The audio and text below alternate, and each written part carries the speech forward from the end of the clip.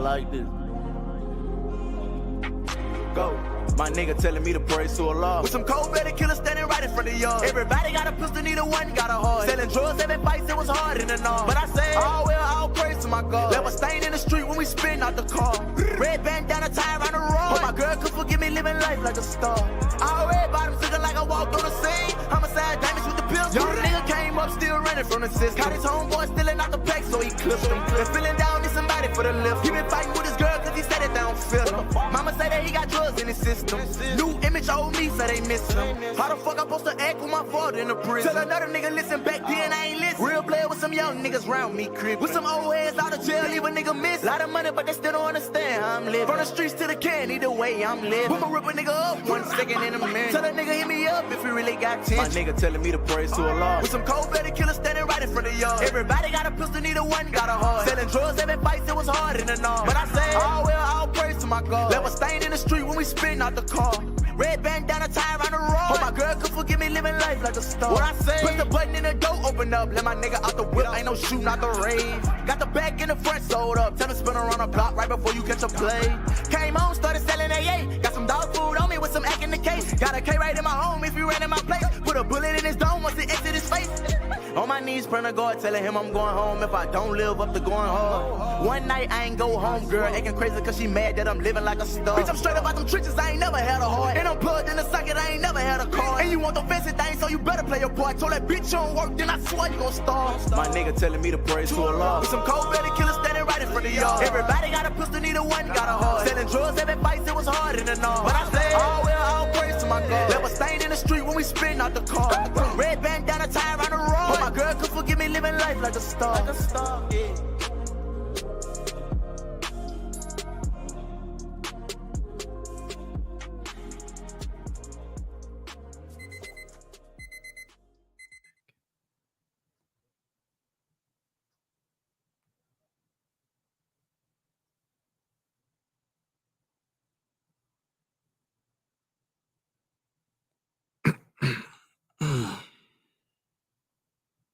Wait, are we live? Are we live?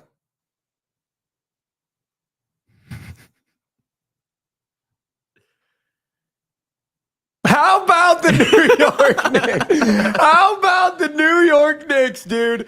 This is all I gotta say, dude. This is it. All right, I'll just keep it short. I'll keep it simple. Like, what the fuck could you possibly say now? Like, what? That's where, this is where I'm at right now, dude. This is where I'm at with my Knicks fandom. Like, what could you possibly say now? Like, there is nothing. The only thing that comes to mind, Josh, is bing bong. That's all I got for you, dude. Like, literally bing bong. That's all. That's all I have to say. Bing bong. That's it, dude. That's all that comes to my mind. Like, there's genuinely nothing to be said. There's nothing you can say at this point. Nothing. I agree. If there were things to be said, these are the things I would say. This is what I would say. If there were things to be said. Hypothetically, though. Yeah, this is hypothetical. Sorry for cussing. Just shut the fuck up and stay on that side. Like, I'm so tired of the Colin Cowards, the Shaquille O'Neals, the Reggie Millers, the Charles Barkleys, the Stephen A. Smiths, the Dave Portnoys. Like, there is genuinely, just stay on that side and shut your mouth. Like, there's been zero discourse about the Knicks having any chance in this series. We are now up 2-0 because I just have news for you, Josh. When push comes to shove, we're mentally, physically, and emotionally stronger than the Boston Celtics. And you can say they went 9 minutes without scoring. They lost 21. They blew a 20-point. That comes down to your mental toughness. It's part of the game. Part of the game. And that comes down to you switching off and us staying on the whole game. And after every game, all us saying is we're just going to fight till that last whistle blows. And that's what we do. Yeah. And you can say, so we get lucky because the Celtics didn't score for 9. Do you know how hard of defense we were playing for that 9? Like, it's not they were just walking up the floor taking dude, they were taking tough ass shots. I mean, Jason Tatum, though, like, I would say that the Knicks were getting just as difficult of looks down the stretch, though. Like the Celtics were playing tough defense. Jalen Brunson and Cat were working them. And Mikal Bridges made some threes, too. But, Working. dude, Jason Tatum, my God, dude, that dude cannot get a bucket to save his life. The only bucket he got was that dunk because Mitchell Robinson shut his brain off on defense. But I also think low-key, and this might be stupid of me, I think we wanted them to take that shot quick, and I think Jason Tatum fell for it. Like, we want the ball in our hands. We didn't want to be playing defense for 24 seconds on that possession, for sure. There's a reason why I think that paint and that key was that open, because then we go down the other side with Jalen Brunson, we get fouled, and now it's like, okay, now they have to get up a shot quick. And in case you're wondering, if you wanted to get up a shot quick, you got Wingstop on you. Like, literally fuck those picks, dude. I saw a tweet this morning, and I couldn't agree with it more. I wish we could give the Brooklyn Nets just one more pick as a thank you. I wish we could give them one more first-round pick just as a thank you, dude. Yeah. Like Mikal Bridges, and I'll be honest, during the regular season, first couple games, that Pistons series, Mikal Bridges drives you crazy. But when you realize what you have in Mikal Bridges down the stretch on defense, it's all worth it. Oh, yeah. Like, we don't need another 20-point per game scorer. We don't need another 15 point. If you can make plays like that, back-to-back games, steal the ball from Jaylen Brown, block Jason Tatum, there is not a 12 to 22-year-old that's worth it in the next 5 years versus those two plays. Like, those two plays made everything worth it because he's winning games, dude. Yeah. He's winning games. And 100%. not to mention, Josh, the amount of shit, the amount of horse, dog, and pig shit that I've had to eat for a year with this Jason Tatum take. He is not a superstar because you know what? You know what happens, Josh? When a phantom pulls up? You know what happened when a phantom pulls up? You go, Ghost. Do you know what happens when a Rolls Royce Phantom pulls up? No. The Chevy Chrysler looks like a Chevy Chrysler. And when Jalen Brunson is on the same floor, who is an absolute superstar stud, that no matter the time, no matter the pressure, no matter the bucket, gets to his spot and gets his shot off. Yeah. And when a Rolls Royce Phantom is looking at you in the eyes and it comes down shot for shot, you don't have an 8-point lead in last year's NBA Finals. You don't have a 15-point lead against the Orlando Magic. The pressure's on. You have to go win the game. You look like a Chevy Chrysler. Yeah. Because there's a Rolls Royce Phantom on the other side, dude. And that's what you're seeing, dude. That's what you're seeing. Jalen Brunson is taking a mirror to the Boston Celtics and Jason Tatum. And I got news for you. When we send this Boston team home packing, I got everyone in my DMs out. It went from, and this is what's frustrating, Josh, and this is what really fucking drives me crazy. And you guys might get a vintage Mikey crash out here if I keep going long enough. But this is what drives me crazy, dude. This is really what drives me insane. It goes from Celtics are sweeping the Knicks. The Knicks have no chance. Ahan fucking Ruka tweeting $100 and the odds are $100 and you still lose $100. You bet the Knicks. It was a joke of a series first game. We shouldn't even have laced the shoes up. This Boston Celtics team's the best team. This Knicks team couldn't beat a team in the regular season. This Knicks team can't do shit in the playoffs. This Knicks team just squeaked by a really bad Detroit Piston team. We shouldn't even play the game. Celtics in 4. Yeah. Then the Knicks win game 1. Knicks got so lucky. The luck of the Knicks. Celtics couldn't score down the stretch. The most missed threes in NBA history. The most missed threes in the playoffs. There's no shot. The Knicks. Now it's a gentleman's sweep. We win 4. Now the Knicks win again. Mm-hmm. Which, by the way, maybe we start connecting the dots and go, oh, wait, maybe the Knicks are actually playing actual playoff defense and the Celtics aren't ready for that level of physicality. Because I got news here. Honestly, thank you, Detroit. Because you woke up the dog. Because I think when you get beat by bats, like Josh Hart said, you bring your bats, and the Celtics are soft as ma. Yeah. But now we win game 2. And now the narrative is, this is the most dangerous lead in basketball. This is the most dangerous lead in the playoffs. Game 3, I woke up this morning to Shaquille O'Neal saying game 3 is a must-win game. For the Knicks. For the Knicks, by the way. For the Knicks. Game 3 is a must-win game because a 2-0 lead is the scariest lead to have in sports. Like, do me a favor, dude. Just shut the fuck up. Like, I'm so tired of it. Every game, we want to change the narrative. By that logic, if you guys were down 0-2, you'd be in a better spot. And game 3 wouldn't be must-win because then 3-0 is the most dangerous. It'd be must-win lead for in the sports. Celtics. Yeah, that's what I'm saying. Like, what? Yeah, it makes no sense. Like, I would say, I mean, it's pretty obvious. It's a must win for the Celtics in game 3 because if they go down 3-0, it's done. 100%. You get 2 games in the Garden and they already beat you twice on your own floor. Like they're not winning 4 straight against this team. That's for damn sure. They're like 0% chance. And you know what? I got news for you too. If you think that even if we lose game 3, which by the way, I don't think we will, even if we lose game 3, I have genuinely zero fright going back into the DT shrubbery. I refuse to call it the TD garden. Yeah. It's the DT shrubbery, right? Or what do they call what do they call those an arboretum? Yeah, like where there's like a bunch of shit. Yeah, the DT arboretum. Okay. If you think I'm scared going into the DT arboretum again when we fucking won 3 straight in Little Caesars and 2 straight in the arboretum already, if you think that I'm genuinely scared if the Celtics stole 1 in the Garden or even stole 2 in the Garden, that you think I'm scared as a Knicks fan going 7 against this team and having to go into that stadium, I literally could care less because we talked about in the Detroit series, Josh, these Knicks players and Jalen Brunson at the head of it have screws loose. They like being in those environments. They like being in an environment where some stupid New Englander is telling Jalen Brunson to go fuck himself and that he's bad at basketball. They love being in those environments. They love the boos more than they love the cheers, which is why I love this team because we just have screws that are loose. There's no pressure when they're on the road. No expected pressure to lose. No They're pressure. expected to lose. And No pressure. I mean, dude, the Celtics are. And I just, They dude, and melt. honestly, like I'll admit, game 1 might have been lucky. I refuse to call it lucky now because we are just a mentally tougher Well, when you team. beat them twice the same way, how is it lucky It's not. when it's back to back? It's because it's the first team that I think the Celtics have had to play where we don't just lay down. Down 20, the Magic just laid down, dude. Franz Wagner and Paolo Banchero. Nobody's scared of that. No. And you know what's crazy? Dude, you're talking about the Knicks, dude.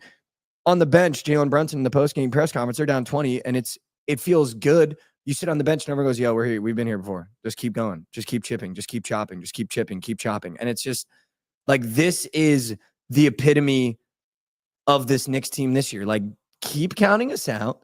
Keep telling us we're going to lose.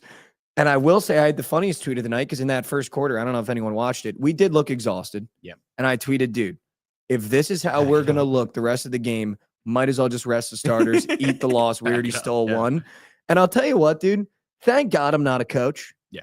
Thank God I'm not a coach. Yeah. But also, I'll tell you what, Josh, this team compared to last year's team, and maybe it's just having a year of Thibs under your belt, dude, they look better as the game goes on.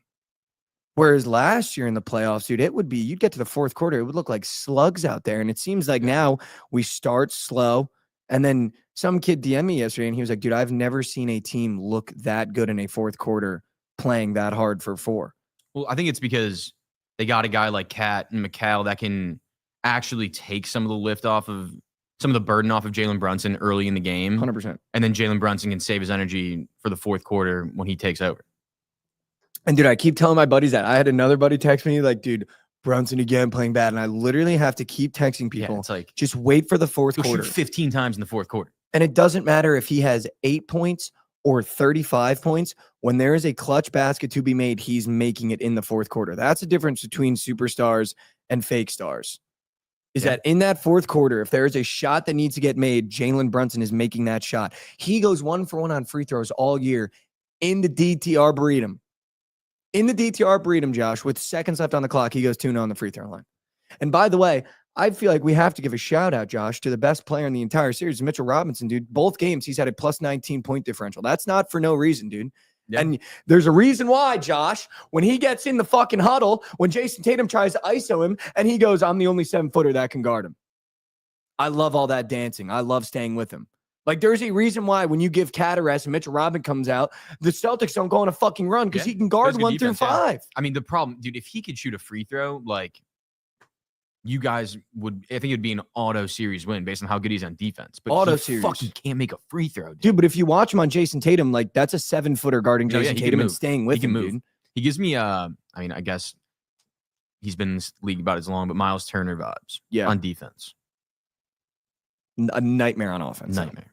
Miles Turner can shoot. Unless you get him on a little cut, then he fucking yams it. But other than that, nightmare on offense. He needs to be butt naked, wide open. But like, this is like also the longest tenured Nick, too, by the way. Yeah. Is Mitchell Robinson. So he's been through the freaking ringer, Frank Atilakina included. But dude, this is a guy that, and someone literally posted today, which is just crazy. Like, I love how crazy Knicks fans are. A 2-minute clip of the amount of times Mitchell Robinson has guarded Jason Tatum in his career. Dude, Just clamping him. clamps. And I love that Mitchell Robinson loves it. Like, there's literally mic'd up. He's going to the bench. He's like, you like all that dancing? You like all that dancing? He's like, I love that shit. Like, I'm the only 7-footer that can guard Jason Tatum. And it's like, dude, we just have, and I think like, I'm sure I'm annoying on the feed. I'm sure people are annoyed outside of Celtics fans. Like, I'm sure people get annoyed with me on the feed, but I just buy into people. Like, I love people and I love teams. And I like to think deeper on things than just like the sport. Like, these 5 guys, and bench included, dude, they just actually represent the city of New York to like its core, which I think is cool. Like, when you had those Chicago Bulls teams with Dennis Rodman and Scottie Pippen, like that felt like the city of Chicago was on the floor. Yeah. Like, when you spend time in New York City and then you watch those guys play, like, it feels like the city of New York is on the floor. And that's why I almost respect Detroit. Because when you're playing the Pistons, dude, you're playing the city of Detroit. Like, the city of Detroit is on the floor. And like that comes from a team embracing the city. And like, that's what I think makes this team so special, is because Josh Hart, Mikal Bridges, OG Anunoby, it feels like you're watching blue collar guys out there, like putting their fucking body on the line every play. Josh Hart wants a 7-footer boxing him out. He wants it. And then it feels like you have Jalen Brunson. Yeah, he grew up in Illinois, but I got news here. Ever since he moved to New York, dude, it feels like he has that just blind New Yorker confidence where it's like, dude, I do not care what has happened in this game. Give me that ball. He's had that confidence forever, dude. He was going against fucking Jaleel Okafor. Remember him? He's like the #1 player in the country. He put up 64 on him. Which is nuts. Flipped off the crowd too, right? They don't match up with each other, but he fucking cooked them. But dude, it's just like, it just gets me fired up, dude. It just gets me fired up, and I just love everything about it. Yeah. And I'm done calling it luck. I'm done calling it whatever you want. I honestly hope the media and guys like Colin Cowherd just keep digging their grave deeper. Like, please just keep giving this team bulletin board material. I don't even know if they care, though. Like, they go out there and play the same way every game. 100%. I don't even know if they give a shit what people say. They definitely don't, which is even better, dude. Which is literally, it's literally better that way, dude. And I love too that this team doesn't give in to any of the media after the game. Like, the amount of like gotcha questions that were asked last night, and it's just Jalen Brunson going, yeah, no, couldn't do without my teammates. We're just sticking together. Yeah. No matter what the score is, we just keep fighting. And then Mikal Bridges, dude, and you see what it means from Mikal Bridges when the guy asked him and he goes, you know, it's just felt really good to have everybody build me up all year. And, you know, it kills me when I let them down and I'm not making shots. Like, it kills me. But it feels really good when I can affect the game that way and feel the love of my teammates. And it's like, dude, I don't know if the Celtics even like each other. I don't even know if the Celtics even like each other, dude. And you got these guys like, you know who Mikal Bridges ran to on the bench to give the biggest hug to? Who? Cam fucking Payne, dude. Like, that's the kind of brotherhood, man, but that's kind of brotherhood we have right now. Why where it's he like, signed on the team. He's the hype man. But it's like Cam Payne didn't play a single minute. Mikal Bridges gets the biggest stop in the series. Who's the first guy he runs to across the length of the floor? Cam Payne. Like, that's kind of brotherhood we have, dude. And it's just like, I just love this team so much, dude. I love that Jalen Brunson is leading us. I'm just like, and I'm just at the point now, I was talking to someone last night about it. I'm just going to, for the first time, not apologize for enjoying these wins. Like, I'm going to enjoy every single one of these wins. I'm not going to get ahead of myself. The series isn't over. We have to win 4. I love all the narratives in the media that now 2-0 is the scariest lead in sports, which, by the way, if the Celtics were up 2-0, it would be the Knicks are doomed. The Knicks are done. It's never literally 4-0. So I love how that narrative shifts every single time that they win a game. But I'm going to enjoy these wins, dude. Because I think so many times, like, even with Providence, it'd be like, oh, I'm going to enjoy the win and then we'll move on, or we're the best team in the country. Like, I'm going to enjoy these wins. I'm going to actually like feel them as wins, because I think as a sports fan, I haven't gotten this ever in my life, dude. I don't experience success in my life with my sports teams ever. It's been mostly the Jets, so that's ever, dude. That's ever. It's been 15 years or 13 years since they made the playoffs. Ever, dude. Ever. So I'm going to enjoy these wins. I'm going to embrace this team. I'm going to ride for this team no matter what it takes. As you should. And we're +5 at home, by the way. How disrespectful can you get, though? Well, the 10.5 spread's usually. I'm surprised it's not like 4.5, but yeah. I expected it to be like that though. And They're never going to be favorites in this series, which is good. You just keep on getting plus that's chicken. how I want it, dude. Second plus chicken. That's how I want it, dude. Dude, I will say though, similar to the Cavs game 2 nights ago, the refs are on specific teams in these series. Like coming down the stretch when the Knicks were down 10 with like 5 minutes left, and Jalen Brunson put up that 3 and Derek White hacked the shit out of him, and they go get a bullshit foul on the other end on Josh Hart. Like that was a 5-point swing right there. And the fact that they came back after that was the most impressive thing to me, honestly. The fact that they came back after getting hoed, going down 12, and then literally right back, they went on like a 8-0 run. Got it down to 4 points. Well, the most comical part about that, Josh, I literally tweeted about that play because not only did Derek White hit his shooting hand, he was also in his landing zone. That's a flagrant. Like complete. That's normally 100%. flagrant, yeah. That's a flagrant foul. And then Josh Hart, because that miss ends up in a breakaway. By the way, that wasn't a foul on Josh Hart. He went straight up. Yeah. Unbelievable. But I see a tweet right after my tweet, Josh. Did you know that those 3 refs that ref that game, their record when reffing Celtics game was 2-0, 6-0, 6-0? Yeah. Like, give me a fucking break. I mean, yeah, it makes sense. I mean, the because they Celtics don't are really lose unbelievable games. this Yeah, year. they don't really lose games. But like, yeah. I just like, it is beyond me, dude, because we haven't gotten the whistle in either game. Neither.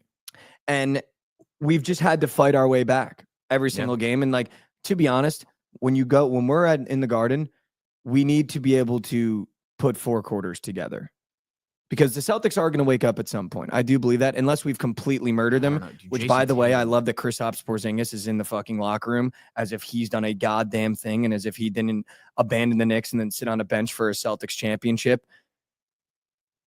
The fact that he was like, yeah, well, now the pressure's off because, maybe if you check the books, maybe they're the favorite now. It's like, dude, you might be the dumbest guy of all time. The fact that as a reigning NBA world champion, you're down 2-0 sitting in the locker room going, well, now the pressure's off. Maybe they're the favorite now.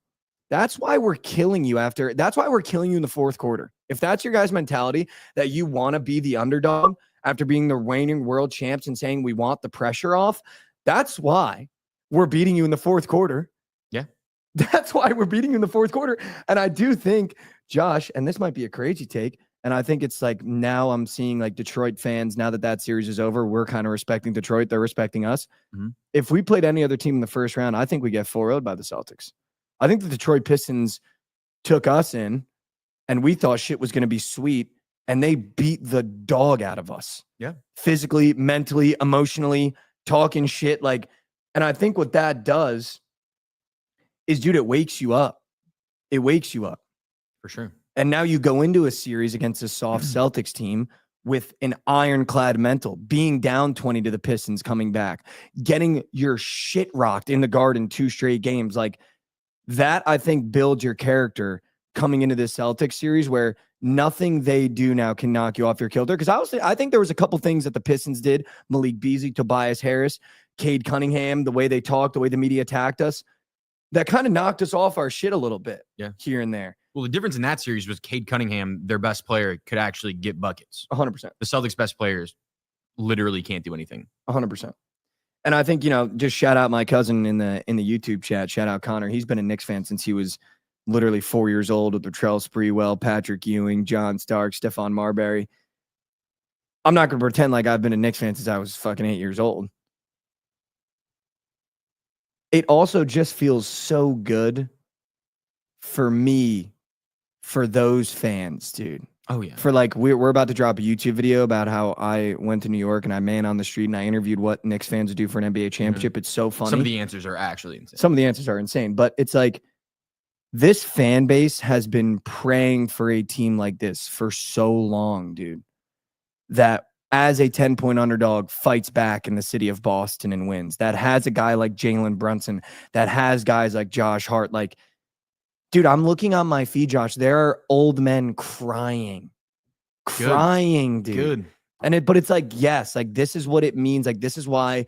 And I think like this is also the awesome part. Like, this is why sports is genuinely so beautiful, dude, because like a city like New York, and I saw Tom Brady talk about it, like, these guys aren't superheroes. These guys aren't like superhuman. They're not doing anything special. They're just really good at a sport. But I think the special thing about it with cities like New York, Chicago, Boston, like these really big cities, Philadelphia, like these guys represent you. Yeah. And it feels like for these fans of the New York Knicks to have gone through years of heartbreak, years of turmoil, Emmanuel Mudiay starting at point guard, Frank Ntilikina being a top 5 pick, Kristaps Porzingis leaving after 3 years, Carmelo Anthony not being able to get over the hump. And now you have 5 guys that go out there every night and literally fight till every limb is off their body, and they're winning games. And it brings a vibrancy back to the city of New York that for years in sports has just been terrorized and tortured, dude. And now you finally have a Knicks team that goes into Boston, a city that, by the way, outside of the sports teams, we fucking hate each other, dude. I went to school in Providence, Rhode Island. Literally 90% of my grade was kids from New England. And that's why I texted intern Mason last night is like, dude, I hope all those New England kids are just seething right now. I'm sure they are. Like, and I'm sure they hate New York, but I'm sure they hate New Yorkers too. But it's just like, it's like, man, dude, like this is why sports are just so, like, it's beautiful, dude. It is. It's so awesome, especially when you're winning. It's so especially when you win. Well, but it also is like, dude, that's almost why exclusively when you're winning. But that's why. But that's why the losing matters so much, dude. Sure. Like that's why you stick with it. Like we were talking to Lauren yesterday about it, like trying to get her to pick an NFL team, and I was like, dude, I think you should just be a Cowboys fan. Like grew up in Texas, you're a UT fan, like. And she was like, I just can't do the Jerry thing, which I totally understand. But it's like, if you can get through those years and just eat that shit, there will be 1 year, dude. I'm waiting for it with the Jets. Like I'm waiting for it with like, there will be a year where they put it together. Yeah. And you'll be able to look back and be like, my God, this is what it's all about, dude. Yeah. And you see the fans outside of Madison Square Garden. You see the bars getting lit up. Like, it's just, I love it. You hope that you get one. I mean, dude, there were people born in 1910 that were Cubs fans, lived for 100 years and didn't see a World Series. Of course. So, of course. Sometimes it doesn't happen, but you talking about how things are bigger than sports and how you love to see the wins for those fans that have been fans forever. Like, I remember when the Cubs won the World Series, there's like a 98-year-old woman, like right behind the plate. And like seeing her like that happy was just awesome. Dude, it's awesome. Awesome. It's awesome, dude. It's awesome. And I think too, it's like, it's nice for New York to get one. It is nice. We getting fucking shit. I mean, dude, it's just a fact that basketball, football, everything's better when big cities are good. 100%. When LA's good, Chicago's good, and New York's good, and Philly's good, and sports are just better. 100%. They're just better. And listen, I don't want to like overly talk about the Knicks. This is what I woke up to feeling after last night. And I'll be honest, dude, I enjoyed last night. I retweeted everything. I tweeted like 1,000 times, dude. I made my little video to the city of Boston again, which, by the way, it's now gone from welcome to the show to now strap in because it's a nightmare. Yeah. This is what I'll say. I woke up this morning. Series isn't over. You have to win 4. You do? I'm over the moon. We took 2 in Boston. I think as every team in any sport that goes 7 games, you want to steal 1. You want to steal 1 on the road. That's all you want to do. The fact that we were able to steal 2 in the fashion that we did, in the way that we fought, and the dog that I think we've now produced in ourselves, series isn't over. Let's go back to the Garden. Leave the DT Arboretum. Let's go back to the Garden. And now we go. Like, now we go. The series is 0-0 going into the Garden. The series is 0-0. It's not over. I'm not circling the wagons. I'm not getting the parade up and moving. We stole 2 in Boston, which is hysterical. So, Boston, you can hold that. It's up. It's stuck. I tweeted the John Morant thing under fucking, who's that guy that always does college basketball? I fucking hate him so much. He's a bald guy. Jay Billis? No. Same vein, though. SVP? No. He does everything. Not Fanta. He's goated. No, not Fanta. Dude, Fanta's Bald fucking guy. guy. Jay Williams. Oh, I tweeted under Jay Williams thing. He was like, I have to apologize, New York Knicks. You guys are really like that. Tweeted under his thing. If you switched up, stay on that side. Stay on that side, because I got news for you. We don't need you. So if you switched up, stay on that side. If you've been dick riding Boston, if you've been dick riding Detroit, stay on that side, because I got news for you. If there's one thing we don't need, it's more people. So if you switched up, stay on that side. Stay on that side. If you switched up, we're going to be just fine. It's fun that the series just turned into now we just need to steal one at home. Yeah, literally. That's all Give you me need. one at home. One at home. 3-1 one at series. home. Give me one at home. But Josh, this is why I was saying in that little video, this or that, like Jalen Brunson is solidifying himself as the greatest Knick, dude. And there's a reason why Patrick Ewing is going to away games and now him and Brunson have a fucking handshake. Do you know what that means for Knicks fans? That Patrick Ewing I think this is the first team Patrick Ewing's embraced since he fucking retired, dude. And he's got a handshake with Jalen Brunson that they do before the game now. Yeah. Like that's the passing of the torch. Like this is now this generation's John Starks and Patrick Ewing with Cat and Brunson. Hopefully it's a little different. Well, yeah, I mean, for sure. But I mean, it's nice to see the Knicks have some success. For sure. What an amazing 2 games. I couldn't have dreamed it better if I had to dream it. Series isn't over. We move 2-0. Let's go get one at home. Let's go get one at home. One. I can't 3-1 going back to Boston. You feel pretty confident going there. So into the Arboretum. Yeah. And I think I'll end it by saying this. When a Rolls-Royce Phantom pulls up, Chevy Chrysler looks like a Chevy Chrysler. That's all I'll say. That's all I'll say. That's it. So now we go. Let's go back to the real garden. Let's spank them one more time. One more time. And then if we go up 3-0, I'm not gonna do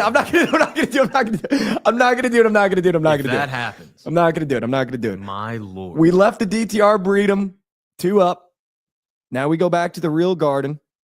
I do that. By the way, Josh, that atmosphere is gonna be.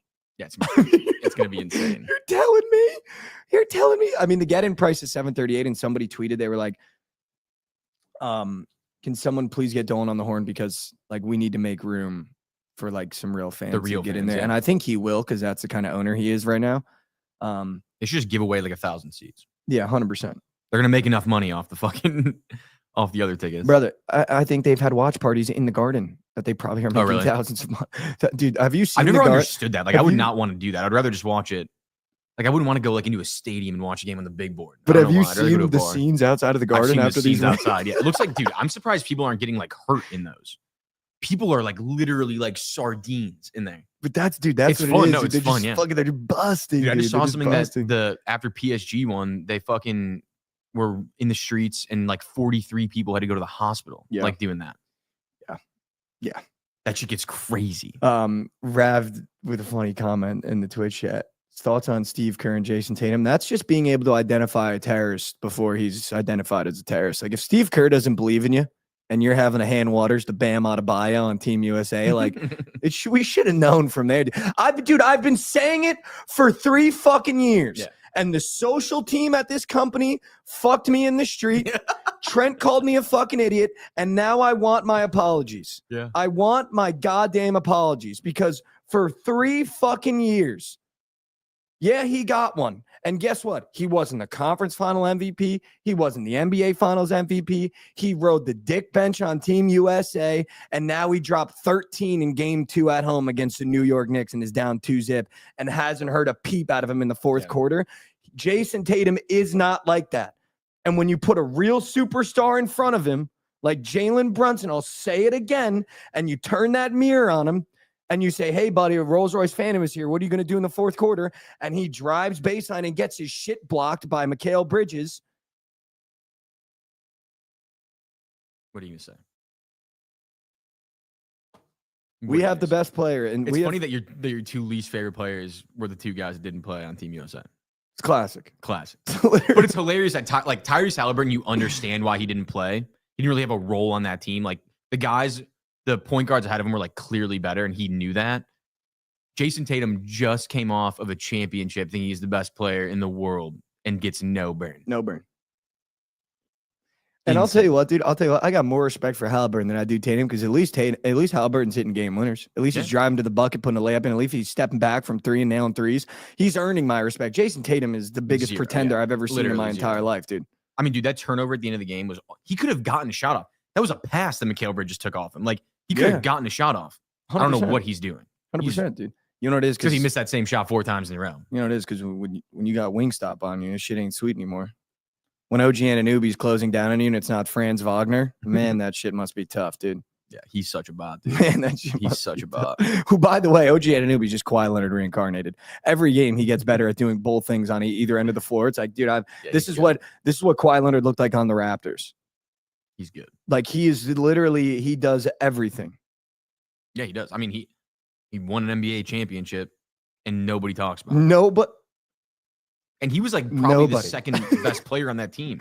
Nobody. Yeah. Josh, nobody talks. Yeah, not a single person. Nobody talks about it. I would argue that he's the most valuable piece of that team. I know Jalen Brunson scores all the points, but there was a clear switch when they got him last year and when he was out last year in the playoffs. Like the team that they are without him is half as good as they are with him. The craziest part is, Josh, the least two important people in the starting five is Jalen Brunson and Karl-Anthony Towns.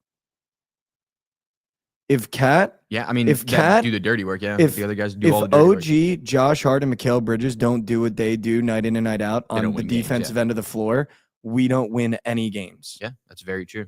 And then obviously, like, that's what it is. Cat's going to get his, and Brunson. I mean, Brunson in the fourth quarter is untouchable. There's no one better. He's the best player in the playoffs right now, bar none. But if those three don't do what they do on both ends of the floor and make it impossible, it makes Jalen Brunson and Cat's job. Well, if they're not doing their job on the defensive side of the floor, they don't go 9 minutes scoreless. 100%. 100%. They're the reason. 100%. But listen, series isn't over. We took 2 in the Arboretum. Let's go back to the real Garden. Let's get 1 in the real Garden. We'll go from there. Another thing I want to say real quick about Jason Tatum being a bitch.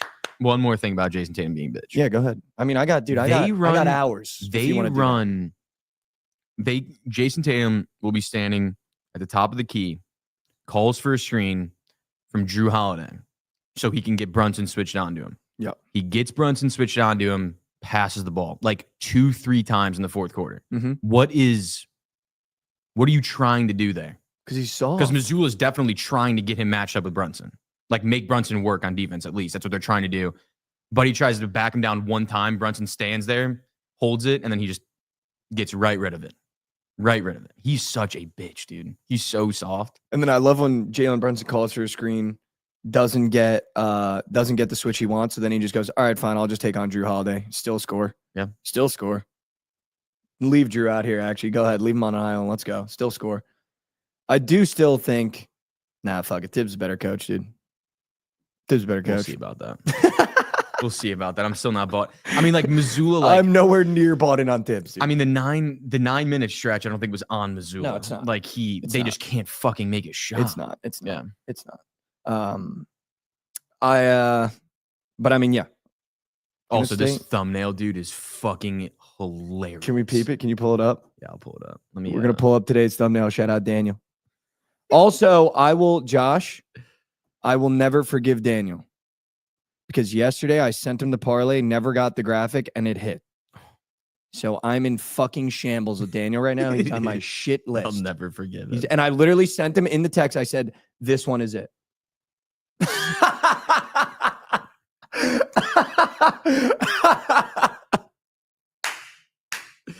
So good. Oh, that's so good. So good. No, yeah, but Josh, honestly, Daniel, it's on site, dude. Also, I actually sent him a winning parlay, didn't get graphic, and I even said, this is the one, fucking smacked in the chin. I can't believe I forgot. He said, it's so funny, too. The message that I sent him to kick up the thumbnail said, Jason Tatum in a garbage can like the guy from Sesame Street. The Grouch. Perfect. What's his name? name? You got it perfectly. What's his name? Grouch? The Grouch? Oscar Grouch, yeah. Oscar Tatum. Trent sent me a tweet and it said, someone tweeted, I'm going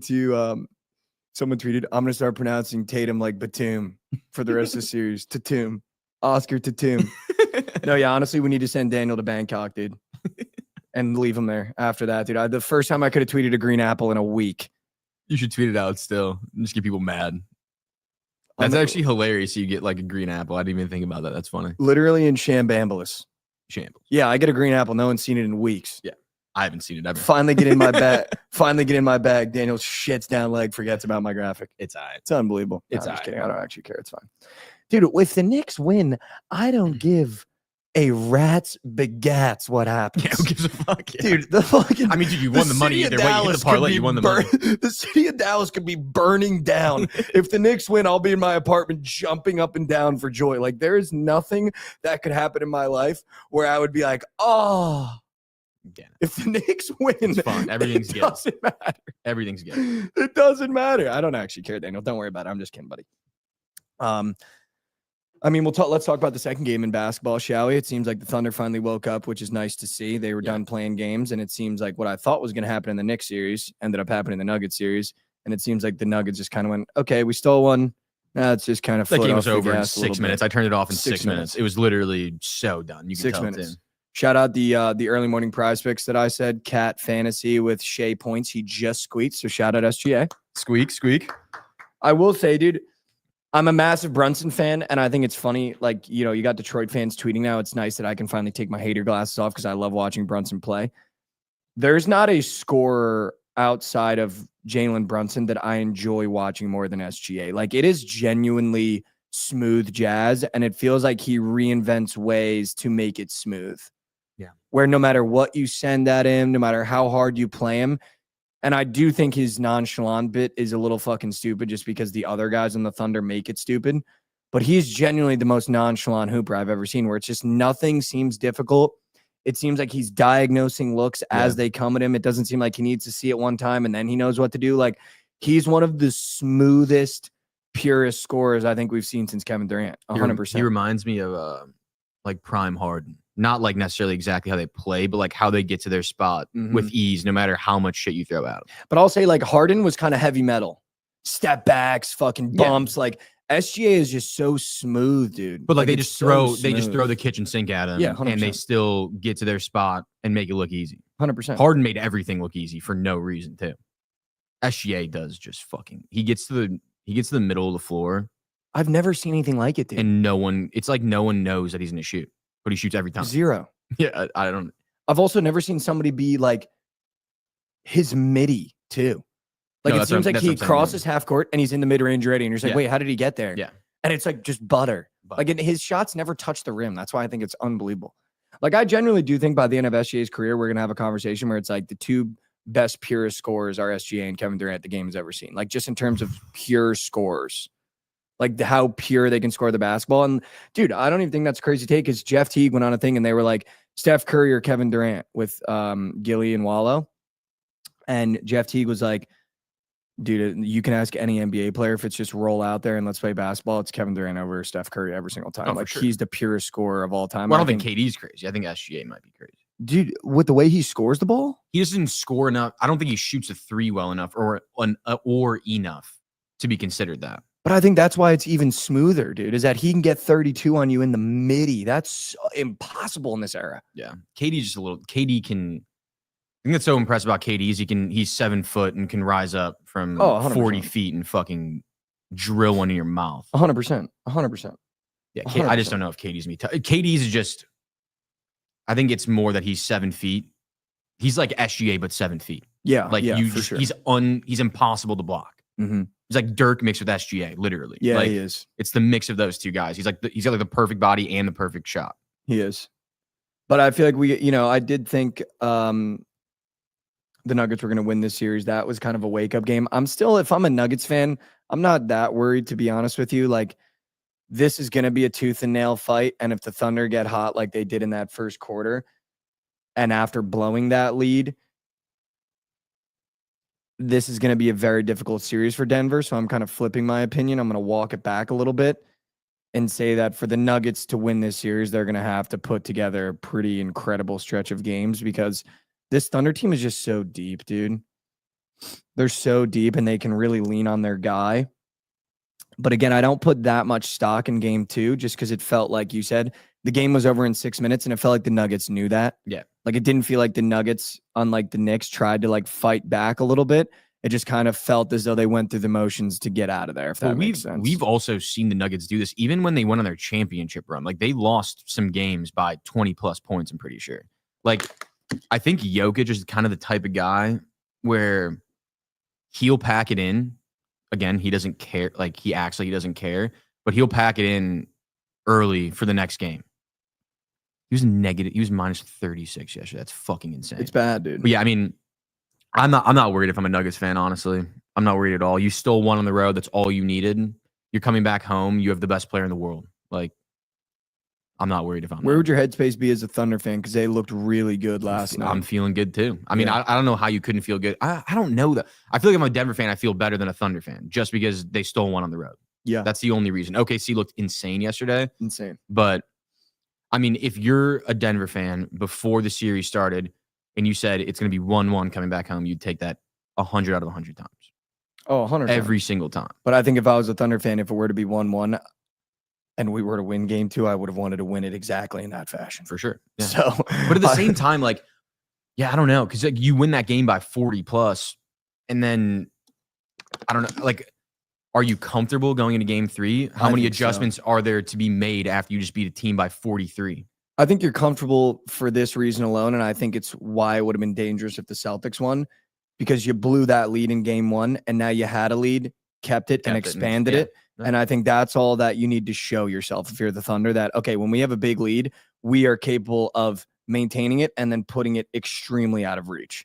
So I think if you go into Denver with a lead, now you know what you have to do to maintain that lead, how to stretch it, and then how to get the game completely out of reach. Because by the third quarter, I mean, you shouldn't even have rolled the ball out there. Yeah, no, it was over. Yeah, it was done. So I think that's why that was important for the Thunder. Not so much adjustments. I think it's more so that mental battle of, okay, we can maintain that lead and kind of put this team to bed if we just stay consistent, which is their whole bit, right? Like, everything I do, it's my life's consistent. Shut the fuck up, dude. I just hate Jalen Williams, dude. I would love, I would just love this Thunder team if Jalen Williams wasn't on the team. If it was just someone else. You just hate the Santa Clara boys. I just hate the corny boys. Like, I don't know why it's got to be so corny. Like, SGA is sick. Yeah, he's sick. Isaiah Joe, sick. Caruso, sick.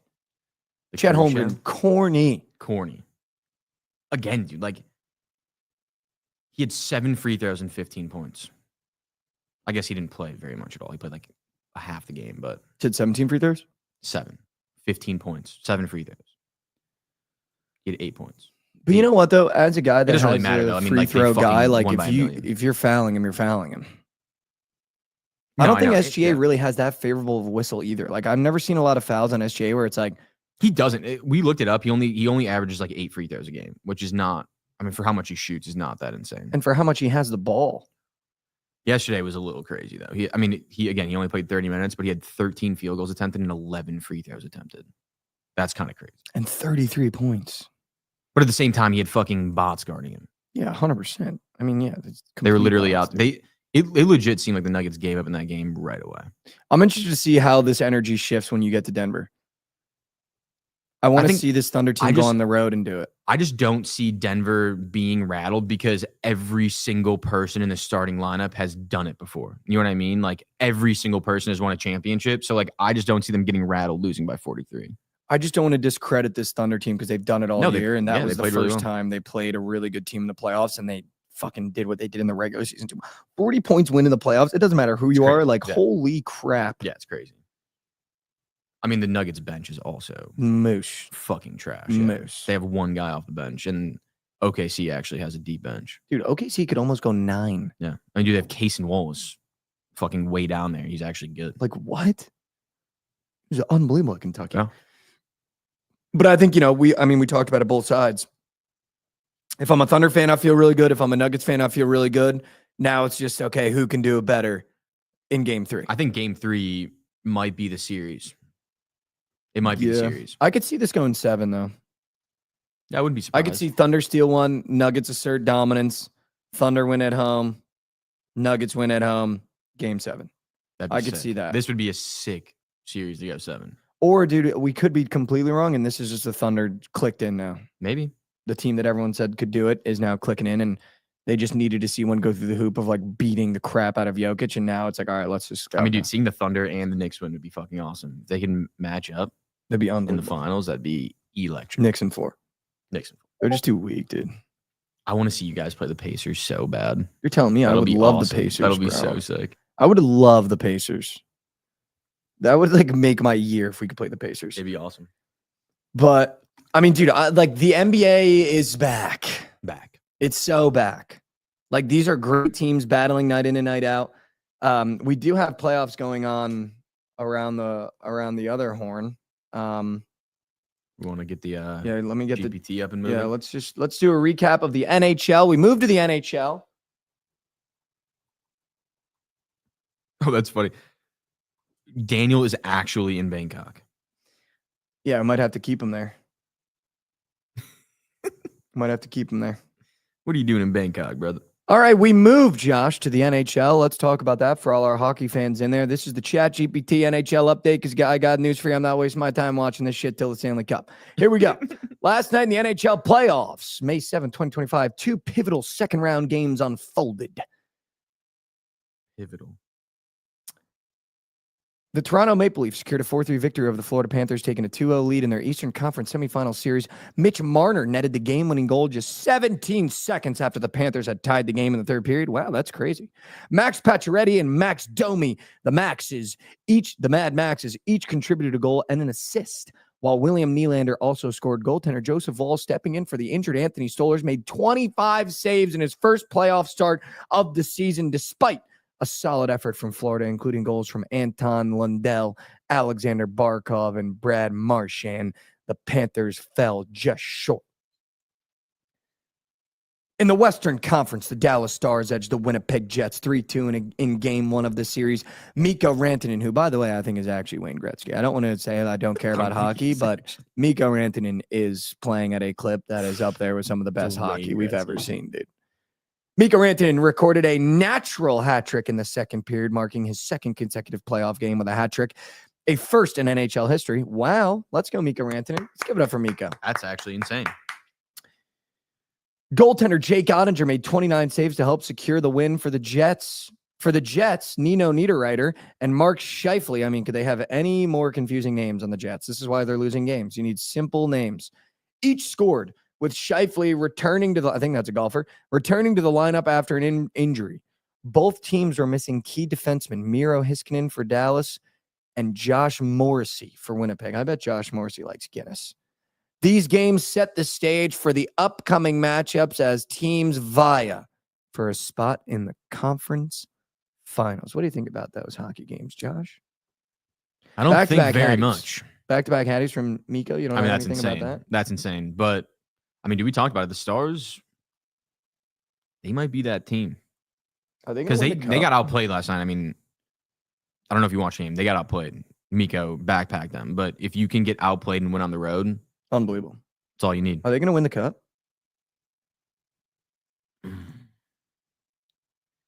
I think whoever wins the Oilers night series is going to win the cup.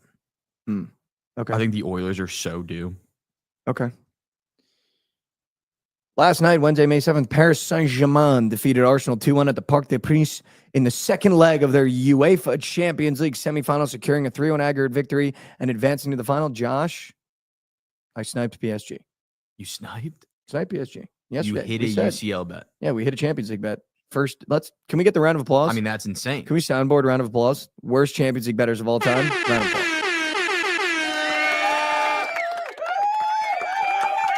PSG entered the match with a 1-0 lead from the first leg. In the second leg, PSG extended their advantage with goals from Kylian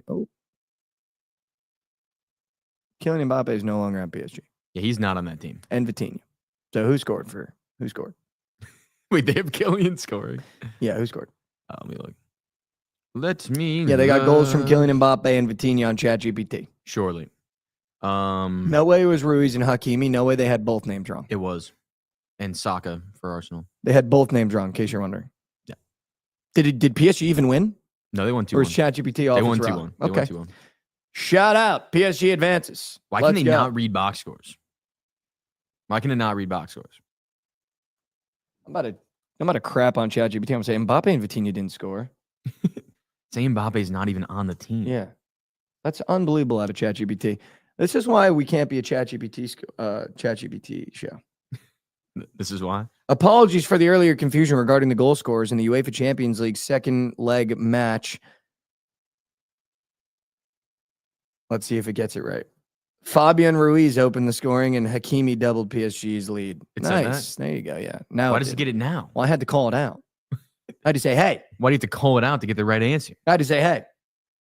Mbappe's not even on the team. I just don't understand, like, what is it pulling from the first time that it's not pulling from the second time? You know what I mean? I'm not 100% sure. Like, I just don't know where they're getting that from. Yeah, I don't know. That's interesting. I don't know. Here's a recap of the notable MLB games. Josh, you ready? ChatGPT recap. Should we do that too? Surely. We're just gonna, outside of the NBA right now, we're just going to ChatGPT every single sport. So if you don't like it, gonna have you move on.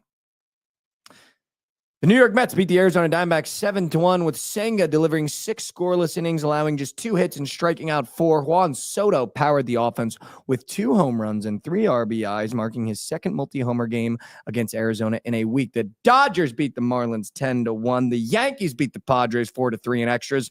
The Guardians beat the Nationals. Mariners just squeak out one against the Athletics. The Rangers fall to the Red Sox. The Rockies fall to the Tigers. Josh. Dude, What was that? Why did you POD them? We didn't even talk about dude, them. they looked so good the entire game. Javi Baez fucked me. He had 4 RBIs. 4 RBIs. They were up 2-0 in the first inning. I was like, oh my God. The Rockies scored 2 runs in the first inning. This game should be over.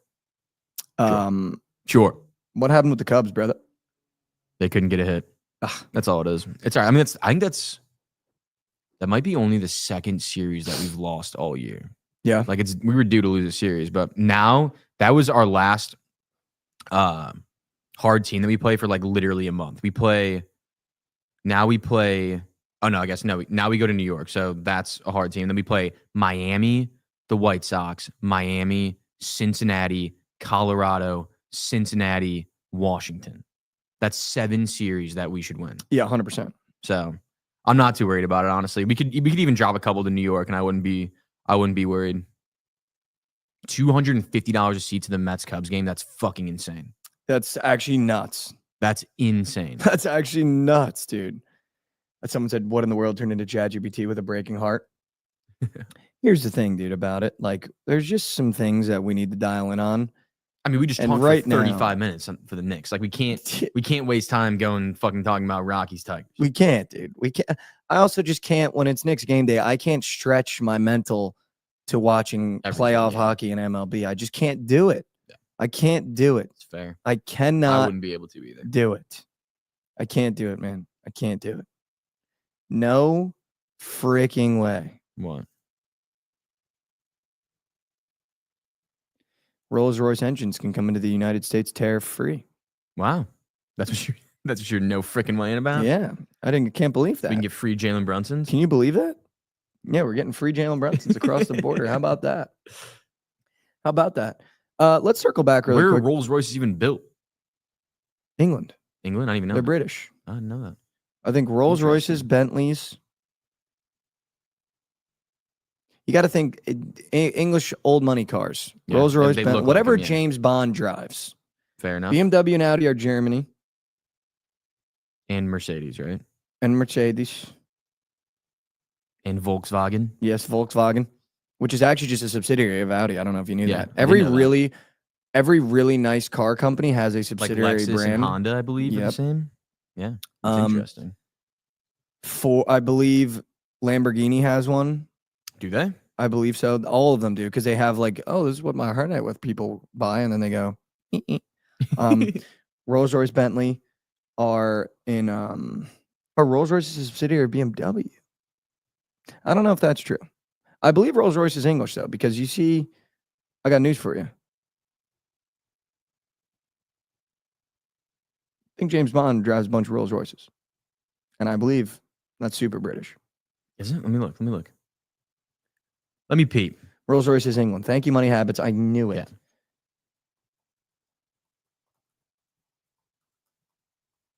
So obviously, Josh, I do try to dial in on some news throughout the week. Mhm. And Aston Martin, that's English. That's English. I thought I said that. No, Bentley and Aston Martin might be English. Bentley and Aston Martin seem like the same brand to me. I don't know why. Yeah, 100%. Well, yeah. Their logos are similar. Yeah. Maybe they're not. I don't know. I don't know. I don't know, but when you said that, in my head, I went yes. They're the same logo. Yes, I went Let me yes. see Aston Martin's logo. Let's see. Nope. I wouldn't be shocked if they use the same manufacturers, because it's all in British, it's all English, and that island is not they're very so big. similar. They both have the wings. Yeah. Yeah, they're very similar. No, you're not wrong. Good thing I was right. No, when you That said could've been that, so dumb. when you said that, in my head, I went, he's right. That's what I said. Well, He's right. good. I'm also just not a car guy. I don't know if Yeah, this neither is a am I. crazy take. I think car guys are almost worse than horse girls. Car guys that take their muffler off and are like, I just got the new Lexus 750. It's got 79. Dude, shut the I think fuck up. car You're guy. not I think racing. I think at like a certain point, like it becomes cool. Like when you start getting into like supercars, like when you got like a Subaru and you're souping it up, yeah, no chance. Yeah, but I'm talking about those kids in high school that were like, I just got the new Ford Focus, took the muffler off and added a spoiler. I agree with that. Brother, you're driving around the suburbs. You're not in Fast Five robbing With the banks in spoiler on Brazil. it, with the spoiler and the lights under it. The spoiler driving through residential areas and hitting stop signs is one of the funniest shits of all time, dude. Like, it's actually too good. There were so many kids in my hometown that were like super car guys. They would go to like car rallies where like the guys actually have nice cars and they would show up in like their Nissans with a spoiler, no muffler, and like racing stripes that you like got off Amazon that you just peel on. They don't an artist didn't actually put on. Dude, we had a class at my high school where like kids would bring their cars. It was like mechanics class. They'd bring their cars and like do like soup up their cars at school. It was like a 2-period class, like an hour and a half. That's pretty cool. And you go, it's actually really cool because like it actually, like if you don't want to go to college, you just want to like be a mechanic, like it's a perfect way to get into it. Yeah, that's a great class. Except if they were like trying to be like Fast Five. Like if they were learning the ins and outs of cars. Oh, they were. If it's like let's put spoilers on no, Nissans, like well, they do that. Like that's like they like learn how to do all the shit, and then like the teachers like allow them to like freely work on their own cars after they learn everything. It's like the end of the year project is like you bring your own car and you can do whatever you want to it. Oh, that's sick. Yeah. That's actually really cool. Yeah, it's really cool. My high school did not have that. Yeah. Our electives were. What was the funniest elective I had? Why can't I think of any of my electives? I had You have to do driver's ed? Not in school. I did it like in like a third party. That's like what most kids in my We did it town in school. I got kicked out so many times. Yeah. Ours was like you would have to do the class for the full year, or it was a full semester, and like the third party one was like a 3-week thing. So everyone just did that. Oh, that's not bad. Yeah. Someone said living in Texas and not a car person is diabolical. I will agree if there's 2 states that you live in that you could still be a car guy, Texas and Florida, because you don't get any weather. Yeah. And maybe California too. Yeah, Cali. Maybe Arizona. Yeah. Wherever it's warm, you could be Vegas. a car guy. But I think car guy, like, there are some people where we used to do the show out of in that neighborhood where you walk by their house and like car guys that have like an Aston Martin, a Bentley, a Rolls Royce. Like that's really cool. That's car guys to me because you worked your ass off and cars are like a passionate hobby. The 18-year-old in a suburb of New Jersey that watches Fast Five, buys a Nissan, throws a spoiler on it and takes off the muffler. Those guys could all be shipped to Guantanamo. Yeah. One of them's worth a 4-bedroom house and one of them's worth Happy Meals. Literally. You're loving the Happy Meals bit today. I know, I saw your I just tweet. remember that tweet. Yeah. I saw your tweet about that was George the only thing Pickens. that I can think of that's cheap that I just tweeted about. So I saw your tweet about George Pickens and Jahan Dotson. I mean, is that not true? I agree. That's why they're traded for the same amount. Yeah, the tweet was, for those that didn't see it, Someone George- said it was like insane that George Pickens and Jahan Dotson both got traded for 3rd-round picks. And I said, one's going to demand 25+ mil and one gets paid in Happy Meals. So that's why they got traded for 3rd-rounders. Yeah, 100%. Shout out Killian Moore Fryer. Let's go. Come on. You know what I did see, Josh, in one of I don't know if I got sent-held. I don't know if this is real news, but I think it's absolutely hysterical. Other than the United States, I don't know if you saw this last night. We did agree to a deal with the United Kingdom, so those tariffs have been reduced. Because we're just... Here's the thing about it.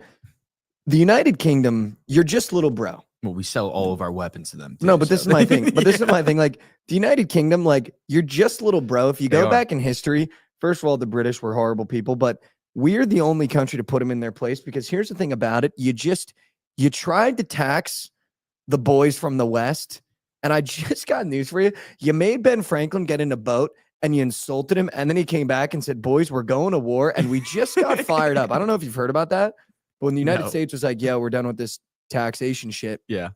Ben Franklin went across the water. I did not know to negotiate, because they were like, all right, we'll talk it through. And all that happened was Ben Franklin, they literally sat him in the room and they bullied him for 3 hours and he didn't say anything. Like the king just like shit on him for 3 hours, like made fun of the United States, made fun of whatever. Ben Franklin got back on the boat, went back and said, raise the flags. I'm not even kidding. That's literally what happened. And that's awesome. And here's just the reality of it. United Kingdom, you woke up the boys. And now, Woke up the board. and now forever, you're just little bro because we stole We the did. islands from you. We did steal. And we made it the United States. And now if you thought we weren't going to get the tariff deal done with English first, you're out of your mind. England was going to be the first country. Whoa. What's all this tariff business about? I thought we were friends. And then we went, you're right. Let's negotiate. Well, So no yeah. shit that happened. We also have some skin in the game over there. Like every country that we sell weapons to, the tariffs will be worked out very soon because they need them. I can tell you that. They need them. Yeah, 100%. But if you didn't think they were going to be the first ones to crack a deal with us, you're out of your gourd, dude. Yeah. But this was the funniest thing I've seen, dude. I don't know if I got sent out, so you might have to fact check me. Did you see that Donnie T wants to reopen Alcatraz?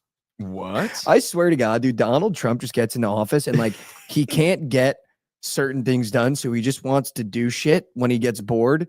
And if this tweet and news article was correct, I think he just got bored one day and was like, "Let's open Alcatraz again for all the really horrible people we got in this world." Like, what a weird bored Wednesday activity for him to just be like, "All right, tariff them, Gulf of America, we're opening Alcatraz." Like he's like, dude, he's firing on all cylinders, dude. Yeah, this looks true.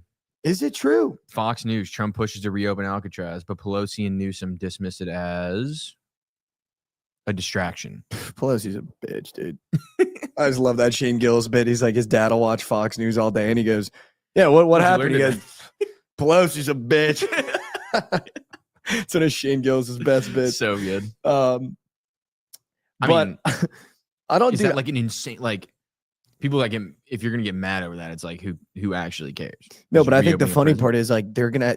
I don't know if you've ever been. It's a museum right now. Like there's No, I been- know that, yeah. They haven't updated. I went with my dad when I was in high school. Nothing's been updated. I've Like, seen it videos is- of the inside of It's it. really cool. I went through everything. You can see where like they broke out of the thing.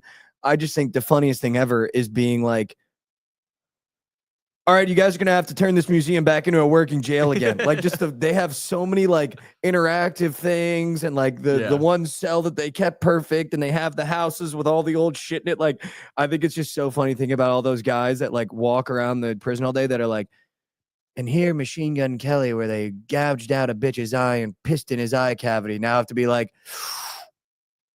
"You tell me it's gonna be a real jail again? You tell me we're gonna put people like this away, dude? We're gonna have to do this shit again?" Do we have a problem in America with people breaking out of jail? I don't think so.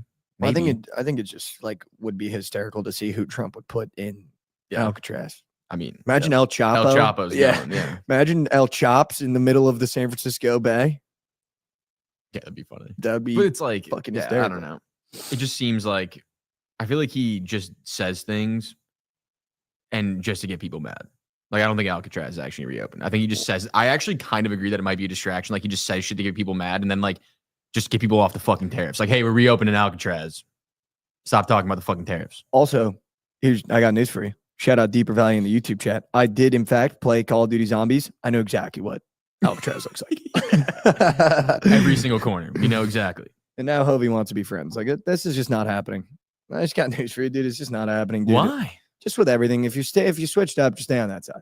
He's a Knicks I fan. know, but if you didn't like me at the beginning of the season, then don't come in here talking fucking Knicks tape now, dude. We were not friends. We never will be. But I respect you. I'll always respect people. You know what I mean? At least there's be a like I'll never be disrespectful. But I think it's hysterical that Trump just woke up one day and was like, "We're opening Alcatraz. Get the island up and moving.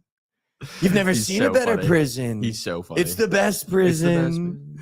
Like I don't know what his like what is the like who do you think he saw that he was like, we need to put him in Alcatraz? like you know what I mean? Dude, You might be that fucking Idaho guy that's going on trial right now. Yeah, could be, dude. Could be that guy. Could be that guy. He might have went, that guy, we should put him on an island. That dude should be put to sleep. Maybe we let's send Diddy to Alcatraz. Imagine Diddy in Alcatraz, dude. Dude, I've seen a bunch of shit about like, He'd have I so mean, many bitches. dude, I've seen some people talking about like how they think Diddy's gonna get off because he's just gonna snitch on everyone, on like everything. Dude, if I'm Which would be Diddy, insane. is going to jail not an ideal scenario, you're free to just all the bitches you want. Well, Excuse my French, dude. he might be The problem is that, like, Yeah, but if it depends who he's the giving people out are. at these parties, he's receiving. So No, jail is the perfect That's spot true. for him, That dude. is He true. just it's a free. It's basically you just get a sex vacation That is true. if you're Diddy. That is true. if But you're the diddler. also, depending on who was at those parties, he might have a hit on him. So, that's true too. depending on. Keep in mind, guys, this is not Fox News. This is TMA. Yeah. We're not spreading false rumors. We're not spreading No, false this is information. all true facts that Diddy might get a hit put on him. No, these are not true facts. However, that Diddy party in jail would be generational. How do they get the oil in there? I don't know if they need. They probably get it in the kitchen. Yeah, they They use real oil. Spoil Little them. canola oil. Dude, they spoil themselves with some olive oil, dude. They do not have olive oil. I promise you that. That shit's way too expensive. You think so? They're using vegetable oil in there. Shit. That's for damn sure. They got some seed oils. Little Diddy party, some vegetable oil, dude. Might be able to cook some eggs. That shit in that room would be so hot. Hey guys, welcome to TMA, where we go from the Knicks potentially winning a championship to the Diddy party in jail. All right, next subject. We'll move on. Next subject. We'll move on. I did want to do this, Josh. Yes. Just because I think we played this when I was out with my buddies last weekend, and I think it's really funny.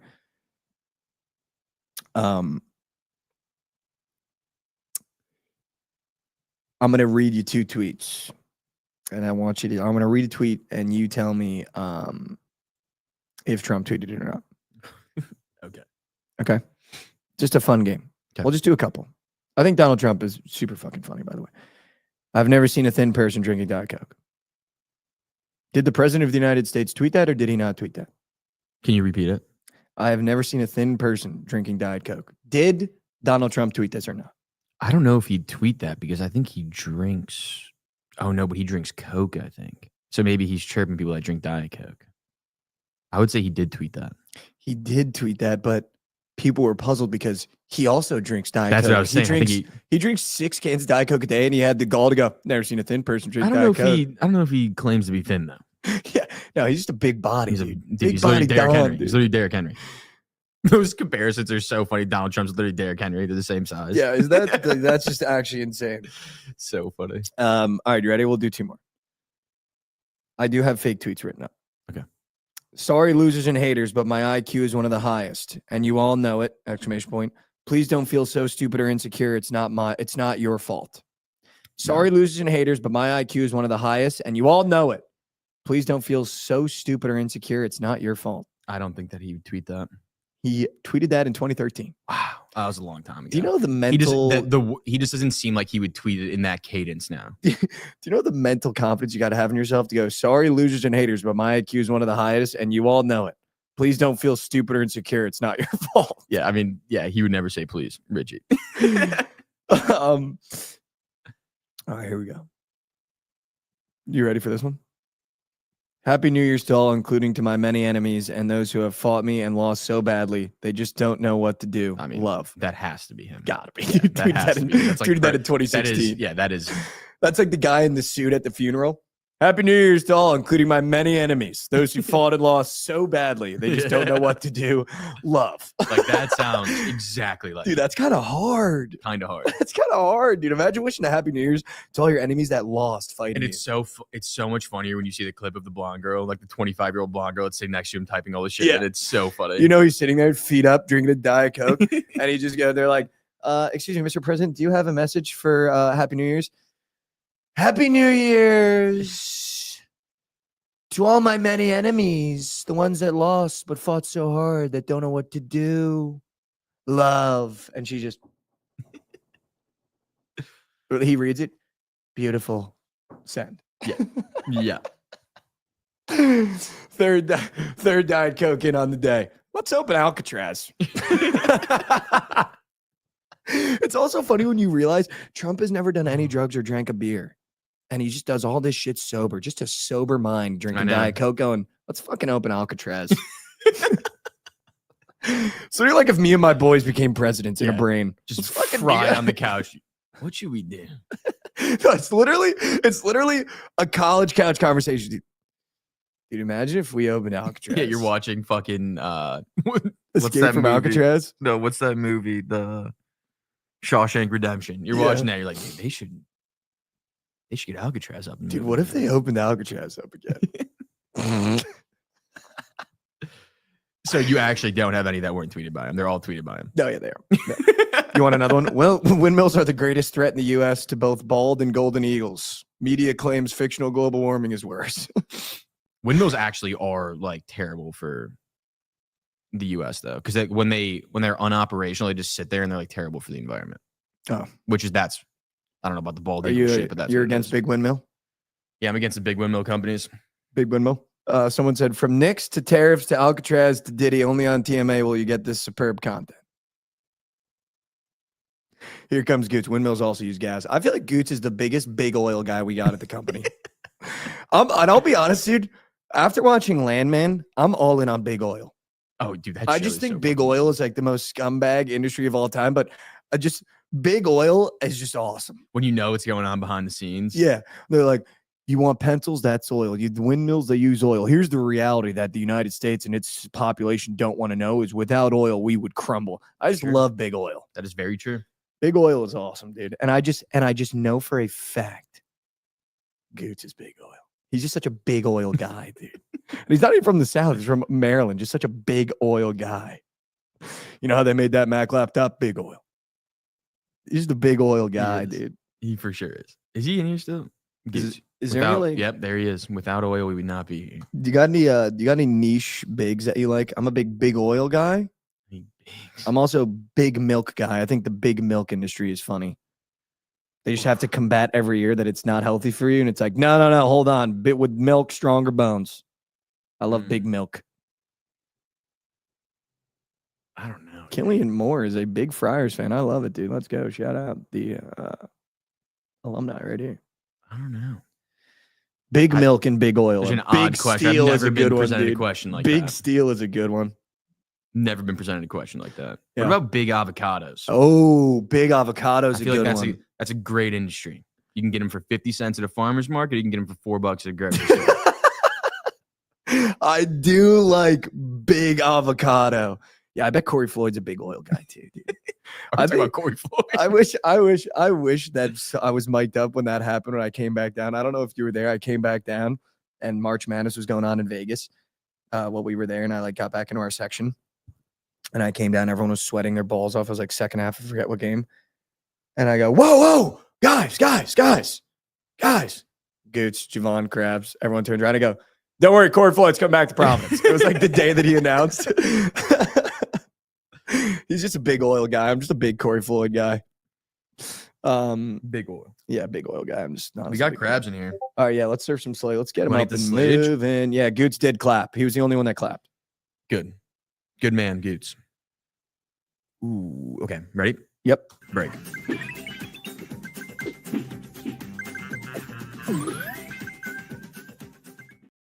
Wow, we banged it. Welcome back to Slate Surfers, and let's get Krabs up and moving. Krabs, how you doing, brother? Good to see you. No way avocados are only 50 cents at the farmer's market. Oh, dude, you can get them for cheap at the farmer's market. Wait, you were being serious about that? Yeah, Why am dude, I I've just gotten- learning about this? I've gotten a little bundle of them, like 4 or 6 of them. They're like literally $2-3. You got a bushel of avos? Bushel. Well, they don't like come connected, but yeah. Oh, we Are got a they the same? Are they monther like, Paul Mack with a tier 1 subset. Yeah. sure we can. Sure we can. Are they the same quality? Have you noticed a downtick in quality with these 50-cent farmer's market avocados, or same product? No, dude, they're better. Good quality. They're avo. better. Okay. Some They're would say better and they're better. cheaper. Yeah. Okay. Krabs, you any? I feel like you'd be a.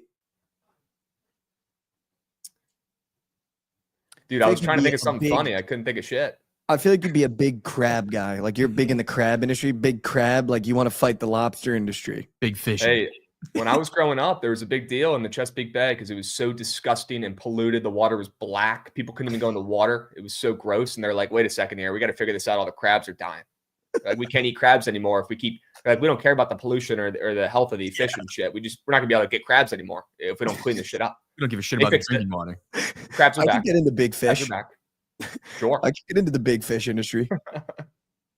Krabs, how you doing, brother? It's good to see you. I saw your Oh, wow. QB rankings. I just want you to admit to the people that you only think Jackson Dart's going to be a bust because he's in your division. No, I just think they're making the wrong pick there, and I don't see it working out. I see all these stupid videos of Jackson Dart, these TikToks of him. He's not even doing the trends right. The guy seems like he's got rocks for brains to me. Wow. And I think he's a bozo. That interview with Gruden, where Gruden's making fun of him for doing the the snap count or whatever, the clap, and the guy looks like he reminded me of talking to a fraternity brother when we're all just absolutely hammered back in college. Is what it reminded me of talking to. So that does not look like a QB1 to me. He looked fried in that interview. He did look fried in that interview, but he's a Cali kid. He might just be a Cali kid. He might be relaxed, feeling good. Who knows? But I'm out. They've already got their lucky QB from Ole Miss. They're not getting 2 in a row. No.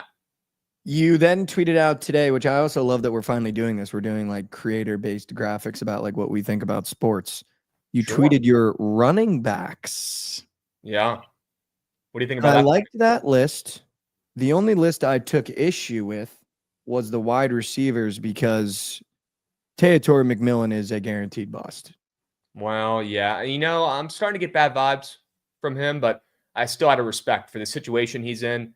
Had to put him at number 1 for now. It's not just the player. I didn't just rank the players. It's also the situations that they're in. And he'll be wide receiver 1 right off the rip. Whether he does anything with it is up to him. We'll see. But I still believe he could be good. I don't know if he'll be, Julio Jones, like we were all acting like, during this past season when he was absolutely balling early on. But I'm with you. I'm starting to get some bad vibes for McMillan. What else on that list is rubbing you wrong? Well, I think, and this is just, and I'm not going to say it's biased, but I've just been such a big fan of him. Obviously, I've had to watch him closely because I'm friends with a large Mizzou fan across the desk here. I think Luther Burden's going to be the best wide receiver in this draft just because his durability, his mentality, and how physical he is. And I think he's walking into a situation where he's going to be a problem in that Bears offense. I really do think he's going to be an absolute problem. I think there's a lot of mouths to feed in that offense, and that's the only reason why he's as low as he is. I think talent-wise, he's a beast. Surely it concerns me a tad that he dropped as far as he did in the draft, but I think talent-wise, it's all there. He's going to be a stud. I just worry about all the mouths to feed on that offense. Caleb's got a lot of weapons, right? That worries me. I'd rather have, a crummier receiver on a team that has less mouths to feed because at least I know he's getting the rock more, right? And I don't know if this is a hot take because Josh is sitting here. Maybe he can check me. I think Luther Burden's walking into that wide receiver room as wide receiver 2 right now because I don't think Rome is as good as we thought he was. And I think that Luther Burden in 2 years could be better than DJ Moore. I mean, dude, if you said Luther Burden had 700 yards this year, you'd say he's pretty good. Rome was the 3 last year and had 700 yards, and everyone's acting like he was the worst receiver of all time. But I think Luther steps in better than him this year. I mean, this is also maybe a little biased. I think Luther could be wide receiver 1 right away. Like in that offense, Ben Johnson and the Lions led the league in yak last year, and that is what him and DJ Moore do the best. So I wouldn't be surprised if he was the 2. I would not be shocked, but wow. Yeah. Well, Krabs, I'm actually so happy you're on because speaking of wide receivers, the Cowboys just got George Pickens, and we had a debate yesterday of in that division who has the best wide receiver duo. You have A.J. Brown, Devontae Smith. You have Terry McLaurin and Deebo Samuel. You got George Pickens and CeeDee Lamb, and then you got Malik Neighbors and Wan'Dale Robinson. We kind of firmly put the Commanders at 3 just because we don't know what Deebo we're going to get. Is he washed? Is he not? As a Commanders fan, when you see George Pickens get added, and now it seems like you might have the most stacked wide receiver duos in the NFL, who is the best? It's Terry and Deebo, right? We haven't seen Deebo play well in a couple of years, but a change of scenery for him, hitting the reset button could be the difference, and you plug and play with the best quarterback in the NFL. Surely that's going to help. And that's going to help Terry as well. My goodness, what Terry's been able to do over the last 5 years with no help, with no QBs until this season, the fact that he's had 1,000 yards every year with guys like Taylor Heineke under center, it blows my mind. It doesn't even make sense. Nobody else does this shit. So you add Deebo Samuel, an actual wide receiver 2 for the first time in his career right next to him. I can't even imagine what's going to happen. I'm taking Terry and I'm taking Deebo because I think Deebo is going to level up Terry this year as well. Another great offense for him to be in as well. It's not like he went from like the 49ers offense, which is unbelievable at getting guys the ball. Yeah, exactly. Like he's stepping into a spot where he's going to get the ball in spots that he's comfortable getting it. And I actually do agree with Krabs. I do think even with my list, I think the disrespect on Terry McLaurin, just because he's a quiet guy, I think he's going to be one of those guys where when he retires and steps back, everyone goes, holy shit, I actually that forgot good. how good he was. The stats kinda are gives look like me- Mike Evans. That's what I was gonna say. I feel like he gives me Mike Evans vibes, or like no one really respected him until like his 10th year doing it. Yeah. Because he was on a crummy team most of his career. Now, I think we could have some changes there now with JD5 and the new regime in DC. That could be the difference. We're going to get more eyeballs on Terry. We already got more eyeballs on Terry this last season than his first 4 years combined, when nobody saw anything about him because the team was so fucking bad and he was doing it all solo. So you plug and play Debo in there. That's going to make Terry so much better on the field and open up some routes for him too. CeeDee Lamb's the best receiver in the division, but I could not be less worried with them adding Pickens. I mean, imagine the toxicity of Pickens in the locker room in Pittsburgh, and Mike Tomlin can't figure that out. The most players coach there is. Mike Tomlin can't get him to lock in, but Brian Schottenheimer is going to get George Pickens to lock in. He's going to get something out of him this year. Come on. I've seen this movie before with the Cowboys. This shit doesn't work. So I'll say this, Krabs. The only thing I'll say about that, and we talked about it yesterday, I don't know if it comes down to Schottenheimer or Tomlin. I think it is actually impossible for George Pickens' brain not to click when you start working out with CeeDee Lamb that you are just not the better option and that you're not the better wide receiver, because I don't think CeeDee Lamb plays many games in that wide receiver room. And I think it's not going to come down to the coach. It's going to come down to CeeDee Lamb being like, dude, shut the fuck up. I mean, if CeeDee Lamb wants to step up and be a leader, I'd be pleasantly surprised to see that. Sure. Yeah. Sure. Well, I can't imagine. Like, I think Pickens like genuinely thinks that he's the best receiver in the NFL. And like, But I don't think all there's wide receivers do. I don't think they do. Like, if you like watch like guys like in interviews, like ranking their top 5 receivers, like some of them will put themselves in it, but they never actually think they're one. Like George Pickens, I think is dumb enough to actually think he's the best receiver in the league. Mm-hmm. It's a good mentality to have, but it's awful when you're going to be a cancer to your team. Yeah. We'll see. It I don't know either if it's gonna really work. works out or is a disaster. Yeah, it's going to be unbelievable or terrible. Agreed. Couldn't agree more. They either go on a crazy run this year in the postseason, Pickens ends up being the difference, or he doesn't even finish the season on the Cowboys. Yeah, I don't disagree with that either. All right, let's surf some slate. We're going to start off with Josh and Lauren. Shout out. We hit our 3-man yesterday. Wow, let's go. Come on. Krabs, I want to start in the NBA really quickly. No Steph Curry. The Warriors are plus 10.5 on the road. I just find it hard not to bite this cheese because I got Jimmy Butler with 10 points, and the amount of Miami Heat teams and big spreads where he was the only guy and he was the only option that he covered and won outright. I do think this could be a sleep at the wheel game like the Nuggets, but Jimmy Butler doesn't play games like that, dude. I don't think that the Warriors can afford to fall asleep at the wheel with Steph being out for a week. Like, they can maybe do it if he's out for one game. Just be like, all right, we're getting Steph back next game. But if he's out for the next 3 games, they need to play as hard as they possibly can. I don't disagree. Yeah. Krabs? I think you buy the bad news here. You take the Warriors. Who wants to take them with Steph down after they already won game 1? Looks like the easiest bounce back spot for the T-Wolves here. And the line didn't move that much with the news of Steph out. So I think it's the Warriors. And you buy the bad news in the NBA. You take the points. No shot they win again outright or cover again, right? I think they could. No We've seen chance. dogs bark in all postseason. I'm in. No chance. I love that. No chance. Krabs, I'm happy you're on because we got a Capitals game tonight. How are you feeling about the Wow. Caps? Plus 142 at home after being Well- plus 120 last game. How are you feeling about your Caps, dude? Sure. Yeah, they're about to get spanked again today. Ah, It looks like. Look, the Caps, it's been a great season for the Caps. Nobody expected this, right? And maybe that's when the Caps will turn it on, because when they did win a couple years ago, it was when the people least expected it. But after game 1, I mean, that went exactly how, the worst case scenario, the worst way it could have gone in game 1, where they go up early, they fall apart, they get outplayed the entire game, right? They got outshot like 3-1 in that game. It wasn't even close. And now we're looking at the line today. They're moving 40 cents towards Carolina up to minus 170. That's a nightmare looking line for the Caps in game 2. Plus 140 at home, where they've dominated all season. Looks like they don't have a freaking chance. I'm worried. I think they're toast. This is probably why they were plus 1,000 to win the Stanley Cup before this series, when that didn't make a ton of sense if you watch this team or look at the records. Now we're starting to see why. Sucks. I will say the books might be adjusting that line because of how bad they look. They look terrible that entire game and only lost by 1. So maybe if they just look at average, That is true. That is maybe true. they can sneak one. Also, dude, if the Devils can squeak a game, you guys can squeak a game. We'll squeak a game. I just don't know if it's tonight's. Carolina played so well in that game, man. I was so impressed. I can't even believe we struck first in that game, but shout out Protus. We do have some young talents, right? It's not just Ovi. We We got McMichael. You got Protus. You got Strome. The Caps got some good young players. Will it be enough against this Carolina team that's just a terrible matchup? I don't know, man. I do think we squeak 1 or 2, but I don't know if it's tonight. I won't be betting on them. I just want to read this comment from a Cowboys fan because I'm in the same boat. I've been on strike since last year. I won't buy a lick of gear or spend money on a game till we start making some moves. Number 1 franchise in the world and never make moves and make the team look dumb. Shout out Jerry Jones, man. Shout out. Okay. Shout If out Jerry. Jones Dan keeps doing Schneider this, 2.0. We might be in a place where the Cowboys are not the biggest franchise in the NFL. Like, he's seriously doing damage right now that I think could potentially affect the like future generations right now. When I was growing up as a Cowboys, kids growing up right now, like, I don't know if they value the Cowboys as much as everyone did when we grew up, of being like, oh, the Dallas Cowboys.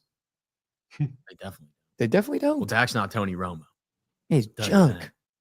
Junk. Tony Romo was just fun to watch. He's a fun guy. Yeah, whether he was blowing games or winning games, he was fun to Exactly. watch. Fun. I agree. I think I'm going to take this over, Krabs. I think after a really hard-fought game 1, I think it opens up a little bit here in game 2. And I actually don't mind taking – dude, I've been such a fan of taking big dogs in the NHL playoffs this year because you're getting plus chicken at a price and in a sport where it's going to be a 1-goal game most of the game. And it's just whoever can get what I think most of them are, just a lucky opening first. And I wouldn't mind taking the Caps plus 142 here. Like you said, the Canes looked unbelievable, and you only lost by 1. So I like this over 5.5, and I do kind of like a sprink on the Caps, dude. Sure. I wouldn't hate a sprink. I wouldn't hate it. I like that over better. I think you're in a good spot there with the Mikey Overs in this game after a snooze fest in game 1. I think the Caps offense at least gets going. Maybe they don't win, but they'll put up a better fight, right? More than 1 goal in this one, and Carolina's going to have to match. So give me that over with you. I almost put that on the sharp report today myself. It was close. Let's go. I like that 100%. play. I also am going to take a shot at plus chicken Oilers plus 114 again, and that over. Yeah, I don't because, blame you. This series, dude, you might as well just take whoever plus chicken is. If Vegas goes in Edmonton is plus chicken, you might as well click that button. This is the closest series ever. So I feel like why not just take a quick plus chick? I agree. That's where I can hop on the bandwagon here with the Edmonton Oilers on Fuego. I think they stay hot. They keep winning here. Vegas is frauds. I'm in. You got a new pope. A new pope has been announced. The smoke was white. Wow. Sure they can. We got Sure they white can. smoke. What is the name of the new pope? Can I see him? They haven't announced it yet. The smoke was white. It's like they light up they're chiefing. they light it up in the Vatican, and Now they're that's how chiefing. you know Trent? yesterday was black, so they didn't pick, and then yesterday it's white. Dude, there's actually nothing more guys being dudes than just a bunch of dudes getting together and picking another dude to be the leader of the dudes. Sure. Just guys being dudes. Like, that's just like actually dream dude scenario. You just throw on your freshest fit with all your best dudes, and you go, all right, who's our best dude to be the leader of us dudes? Like, is that not? I guess. Yeah, I guess. I mean, once we get confirms of new pope, I would love to see what he looks like. All right, Krabs, we are self-proclaimed baseball guys. I would have had a late hit yesterday if Daniel wasn't asleep at the wheel, so shout out Daniel. But have been kind of dialed in on ball and then not dialed in on ball. I listen to BTL for my ball prize pick squares and my ball plays, if I'm being honest, when it comes to baseball, because I still don't know what's going on. Can you just talk me through like 2 games on these slate that you like the most? Normally I like throw games at you, but I'm not going to waste my time throwing games at you that like maybe you're not very confident in. So if there's like 2 games that you'd be willing to talk about that aren't BTL spoilers, that'd be great. Sure.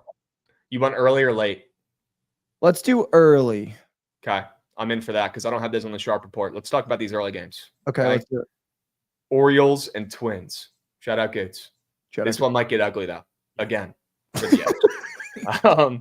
You got Dean Kramer up on the bump, maybe the worst pitcher in Major League Baseball. He's coming off a gem. He's coming off a Cy Young type appearance. Keep your eyes out for Goots today, man. Be nice to Goots. He's going to need it. He's going to need it. Okay? 'Cause we're getting runs. We're getting runs. Now, I will say, we could be getting runs from both sides because I'm looking at some Abelio Bear squares. All right. And I'm starting to think, well, maybe he gets mucked up a little bit today too. Give me the over. Give me runs. Okay. Staying away from the sides because whenever I fade the Orioles, it never works. Although today looks like a great spot to do it. Can't do it. I'll take the over because I think we're getting runs and both starting pitchers are getting mucked up. Okay. I did see Goots in an Orioles hat today in the social media. When Goots, it's very bold of you to be wearing that hat today. And he said, what else do you want me to do, Mikey? Well, he only has Orioles hats and he has like 100 He does. that everyone ever made. I like the over there. Okay. What about this Runs. Rangers-Red Sox game? I still have a poopy thing in my brain where I think the Red Sox could be one of the best teams in baseball, but that's because I faded them with the Orioles. Well, yeah, early, and early days, they like look a like the month greatest ago. team ever. Sure. You got Bayo on the bump, a good young arm for the Red Sox here, but I'm kind of expecting a little bit of regression because the Rangers, their offenses look great. Ever since they fired their hitting coach, their offense has taken an uptick, or at least they've gotten a little bit better here. So I think they keep that up today. We've seen runs in this series already. It wouldn't be shocked if we get an over in this game. But I kind of like Texas here plus chicken. I know we're getting some line movement towards Boston here, as they probably should. I mean, you got Bayo up on the bump with a sub-3 ERA, 2.55. He's been pretty darn good. Jack Leiter, who's been pretty hit or miss, he's got that 4.5 ERA. I kind of like Texas plus chicken here. I think their bats stay hot after they fire their hitting coach. Okay. Not a big Red Sox guy, and the Red Sox always get some extra line respect here at home. That's just how it's always gone over the years. So I'm not surprised to see them catching a little bit of steam. Not surprised to see them at minus 150 with the starting pitching advantage with Bayo on the bump. But wouldn't be shocked to see Texas win as a dog here. I think they're a pretty good look at plus chicken coming off a loss last night. Okay. I don't hate that. Should we shift to prize picks? Oh, I would love to. I just want to say real Sure. quick, I know for a fact the Rockies are going to win today. Are you going back? Well, they got 2 games, so you got 2 The chances. first game. They're going to win the first game. Ooh, Kyle Freeland on the bump. That's a crazy take. I love it. I mean, dude, plus one. How are they plus 140 against fucking anybody? They have 6 wins. I know. You're right. That is weird. They've lost 4 games in a row. The Tigers are on fire. They've won 4 of their last 5. I don't know what the heck is going on. Dude, they had with this fucking line. 13 hits yesterday and scored 6 runs. I know. Baseball's moose, dude. Whenever there's double headers, 2 games in one day for these squads, typically the lines will be a little bit closer, a little bit tighter than typical, because you never know what's going to happen. You know, the strategy for bringing out guys in the bullpen, are they going to save guys for game 2? True. So I'm not surprised to see the lines a little bit tighter, but I mean, Josh, you're right. It's still the Rockies who have 6 wins at plus 140 when they should probably never be plus 140 ever. No. Right? Literally I'm with you. But I'm down to switch to prize picks though, Mike. You want to craft something up for these early games maybe? Yeah, let's craft something up for the early games. I like that. Do we want to fade Dean Kramer and just cut the shit? It's so fade Dean Kramer, dude. Also, I just want you to know, square of day might be Anthony Edwards 3.5 threes, but just keep that in your back pocket. Okay. Someone in the chat said Duran today. Is that a look or was he trolling us? He's probably being legit. I mean, he's got a 2.5 hit run RBI square up there, and he's only got 1 hit run RBI in the last 3 games combined. That's pretty crazy. I could get in. I could get in for Duran. Would you be down for that, or is that too gross? No, I'd be down for that. He's been cold. He's a GOAT, but he's been cold, so I'm down to take him. I'll do 2.5 hits runs RBIs for Duran if you guys want to find other squares. I'm okay in. with that. I'm okay with that. Yeah, let's take Creamer more than 5.5 hits allowed. He's about to get fucking teed off. Okay. Let me Joshy. let me see some. You could also do one in the White Sox Royals game. That's also an early game, Josh.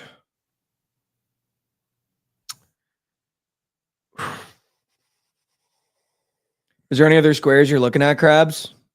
Yeah, I'm looking at some squares in that White Sox game. I like Andrew Vaughn hit run RBIs. I also like, I wouldn't be surprised if Davis Martin pitches okay for the White Sox. Looking at some of his squares, I think the White Sox are honestly a live dog in this game.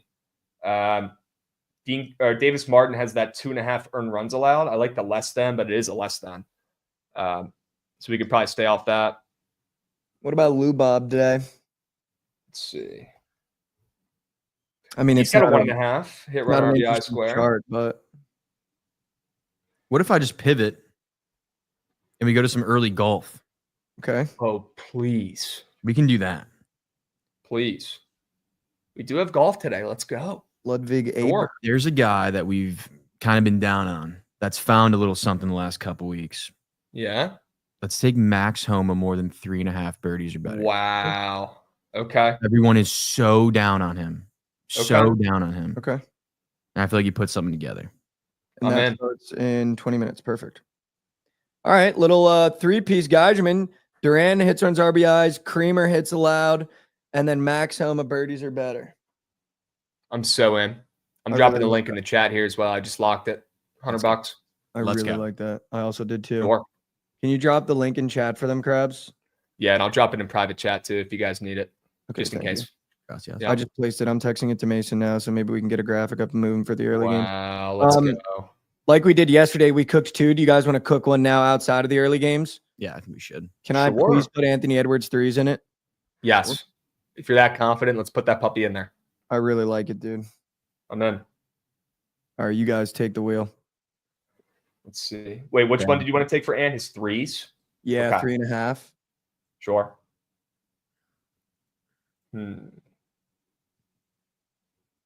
Ooh. I'm taking a peep at some NBA squares. Yeah, dude, I'll be honest, Krabs. I know that Buddy Hield less than was actually a great wager. There's just no one knew that Steph was going to get hurt and then he would fucking pop off for 24. I will say though, I feel like the confidence that Jimmy Butler is instilling in Buddy Hield, like I wouldn't be shocked if by game 6 in this series, his line is at 20.5, 19.5. Yeah. I mean, he's going to be jacking shots. For better or for worse. So he's taking the shots. The volume's going to be there. Just comes down to if he's making them or not. So you won't see me on a less than points for him. I mean, he's the most popular square today, and that's not a good sign. But yeah, he's going to shoot 20 times. So I don't even want to deal with that because I could get lucky. It could hit, right? It could go less than, but I'm not going to get that cute with it because he's going to shoot 20 times. Dude, yeah, especially in this game, dude, he might, yeah. And I think Jimmy has instilled the confidence that he wants him to shoot. Yeah, he's jacking, bro. He's jacking. Yeah. He has to. Nobody else can shoot. Mm-hmm. He has to. He's filling in for Curry. He's jacking shots. Pods, also an interesting angle, though. Another guy who could step up today. Another guy who can bang some 3s. I don't hate that. Look at some of his squares and see if I can find something. I could also see if the Timberwolves do run away with it. I know we like the Warriors, but I could see Dante DiVincenzo getting involved today off the bench for more minutes if the Timberwolves do what the Thunder did. What do we think about Brandon Podziemski more than 12.5 points? I don't hate that at all, Krabs. I like that. They're going to be keying in on Buddy. They're going to have to after what he did last game. You'd imagine. I love that. Right? Josh Defer? I'm going to go to Brandon Fat more than fantasy score. I think them being plus 120 to the Dodgers is very telling. And he just got shelled last game. So I think we go to him. I'm so hype. I wanted to take that square today. Let's go. That's a great sign. Let's go. Great sign. I'll drop the link to that lineup as well. I just locked that puppy. Another 3-piece. I just locked that too. Let's go, Mike. All right, I like what we cooked here, guys. I do too. Let's fucking go. Stay hot, Mike. Stay Let's dialed. go, man. Let's go, Krabs. you and your Knicks, man. PTL today. I need to hear the Knicks report from you guys. You better keep it long. Hey, I'm proud of your Knicks, man. Holy shit. Fuck the Celtics and fuck Jason Tatum. I was always with you. Dude, like, I just don't understand how people are rooting for Jason Tatum and the Celtics. Like, this is like the demon. I don't think people are. Oh, they are. I don't think many people are. I think you're just thinking that a little bit. I think your video is bringing are. the people out of the woodworks. Yeah, definitely. You're bringing all the Celtics fans out to chirp. Yeah, right. Exactly. They're all replying to you. All right, well, Krabs, just do me a favor. If the Knicks talk is short, just make sure you're really dialing on that Orioles franchise over there in the diamond. Sure. Keep your eye on Goots today and be extra nice to him. Okay? Because Dean Kramer's pitching today. Not good. Not good. All right, thank you for coming on, Krabs. As always, we really appreciate you. We'll be seeing you. Peace, gents. Peace. Thanks, brother. I love Richie. No, we just hate both of you. You just watched an hour 45. And I got news for you. You're going to watch another hour 45 of BTL, dude. So put your seatbelt on. Put your seatbelt on. I produce a non-Knicks glazing show. Unfortunately, Josh produces a Knicks glazing show. However, Josh, I want you to know in the back of my mind, I am keeping it intact that you have to listen to me do this. So I will, if the Bears have a good year, I will let you do it. I will let you do it, and I will be silent. Okay. I just want you to know I am a one-for-one guy. That's good to hear. That's good because I've made you listen to the Knicks for a long time and a lot of glaze. And if the Bears come out and they're looking good, I'm going to give you the floor more times than not. I'm not like the type, like I don't like glazing my teams when they're doing well for real. Like the Cubs, I'll glaze a little bit. It's really early in the year, but like if the Bears are good, like good, they fucking should be. Like they just finally went. They've won 3 fucking offseason championships. Like let's win some games now. Mm-hmm. Let's win some fucking games. I might glaze Caleb a little bit, but no, I mean that. And I'm going to be honest. You are in your right to glaze Caleb if he looks good. Oh yeah, because I've said some choice things about Yes, Caleb. you have. Yes, you have. Yes, you have. Also, rumors not true. I don't know if you saw the video. Rumors not true Choice things. What rumor? of him being fond of men. Oh, he's fond of many women, actually. Yes, he Many is. women Yes, he is is. what they're saying. Do you think there was like do you think the way we started calling them women was because there's a beautiful girl and someone, whoa, man. Fucking idea. Just saying. Just throwing it out there. Just thought of that literally That's in the crazy. moment. Yeah, I have no idea. All right, here we We'll go. wrap it up. Let's we'll wrap be it up. seeing everyone. Have a unbelievable Thursday. It's almost the fucking weekend, and we got golf ahead of us and Max Elmer birdies. I do like. Good I want to putt. make a little golf lineup when we get off here too. Let's do it. Um, They're starting late. They just started like an hour and a half ago. So there's plenty of guys going out. So yeah, I saw that. all right, we'll 20 be. minuters. Have a Thursday. All right, chat. We end every episode the same way, which is a little bit of Mikey Core. I had something prepared for you guys today. I just wanted to talk about giving ourselves grace today. I saw something and it says, it says, this is our first time living. And I think that was a really unique idea. And I don't think we hear that enough. And I don't think we hear that very often. And I think giving yourself grace to work through situations and problems that you're working through. There's no clock on it. You don't have to speed yourself through things. If something's difficult, understand you're going to get through it. But I think also give yourself some grace. This is your first time living. You're going to make some mistakes. You're going to fall flat on your face. If you're chasing something you're really passionate about, it might not work out. And that's okay. Just keep going and find the next thing and give yourself a little grace. This is your first time living. I think, when we're born, we think our parents have been doing this thing for a million times. And then you get old and you realize, wow, this is my parents' first time being a parent. And you start giving them a little bit of grace and you give them a little bit more patience. And I think we don't do that with ourselves enough. So I challenge you on a Thursday as we're getting close to the weekend, give yourself a little bit of grace, give yourself a little bit of patience, understand that everything is a process. It's going to take one step at a time. And that's why I always say, take one step forward. We're going to take steps backwards, but I think we learned through doing the show that the strength comes from the attempt of taking that step forward, not the result of if you actually go forward or not. Because we're going to take steps backwards. Dude, you guys have seen me on this show take steps backwards in life, and I won't be the first nor the last that you see me do that live. And just know that I'm going to try to do it with you every single day because I know how difficult it can be to try to take that step forward. I love you guys so much. I love you. If you haven't heard that today, and I challenge you to pass that message on to someone else in your life. I love you. Thank you guys so much for the support on the show. We're seeing great viewership every single day. I appreciate everyone that's been here from the beginning. I appreciate all the new eyeballs. I appreciate everyone that chats. Hopefully we made you laugh. Hopefully we made you smile. Hopefully we gave you something to think about. Or maybe we pissed you off, and that's okay. I love you guys so much. Please go tune into BTO right after this. Just refresh your tabs. Goots will have that counter up and moving. I'm sorry we went over today. I love you guys so much. We'll be here same time, same place tomorrow. Go New York, go New York, go. I love you guys more than you can even imagine. The appreciation and the support you guys show the show, it can bring me to tears. I love you guys so much. Give yourself some grace. Give yourself some patience. It's your first time doing this thing. I love you guys. We'll see you here tomorrow.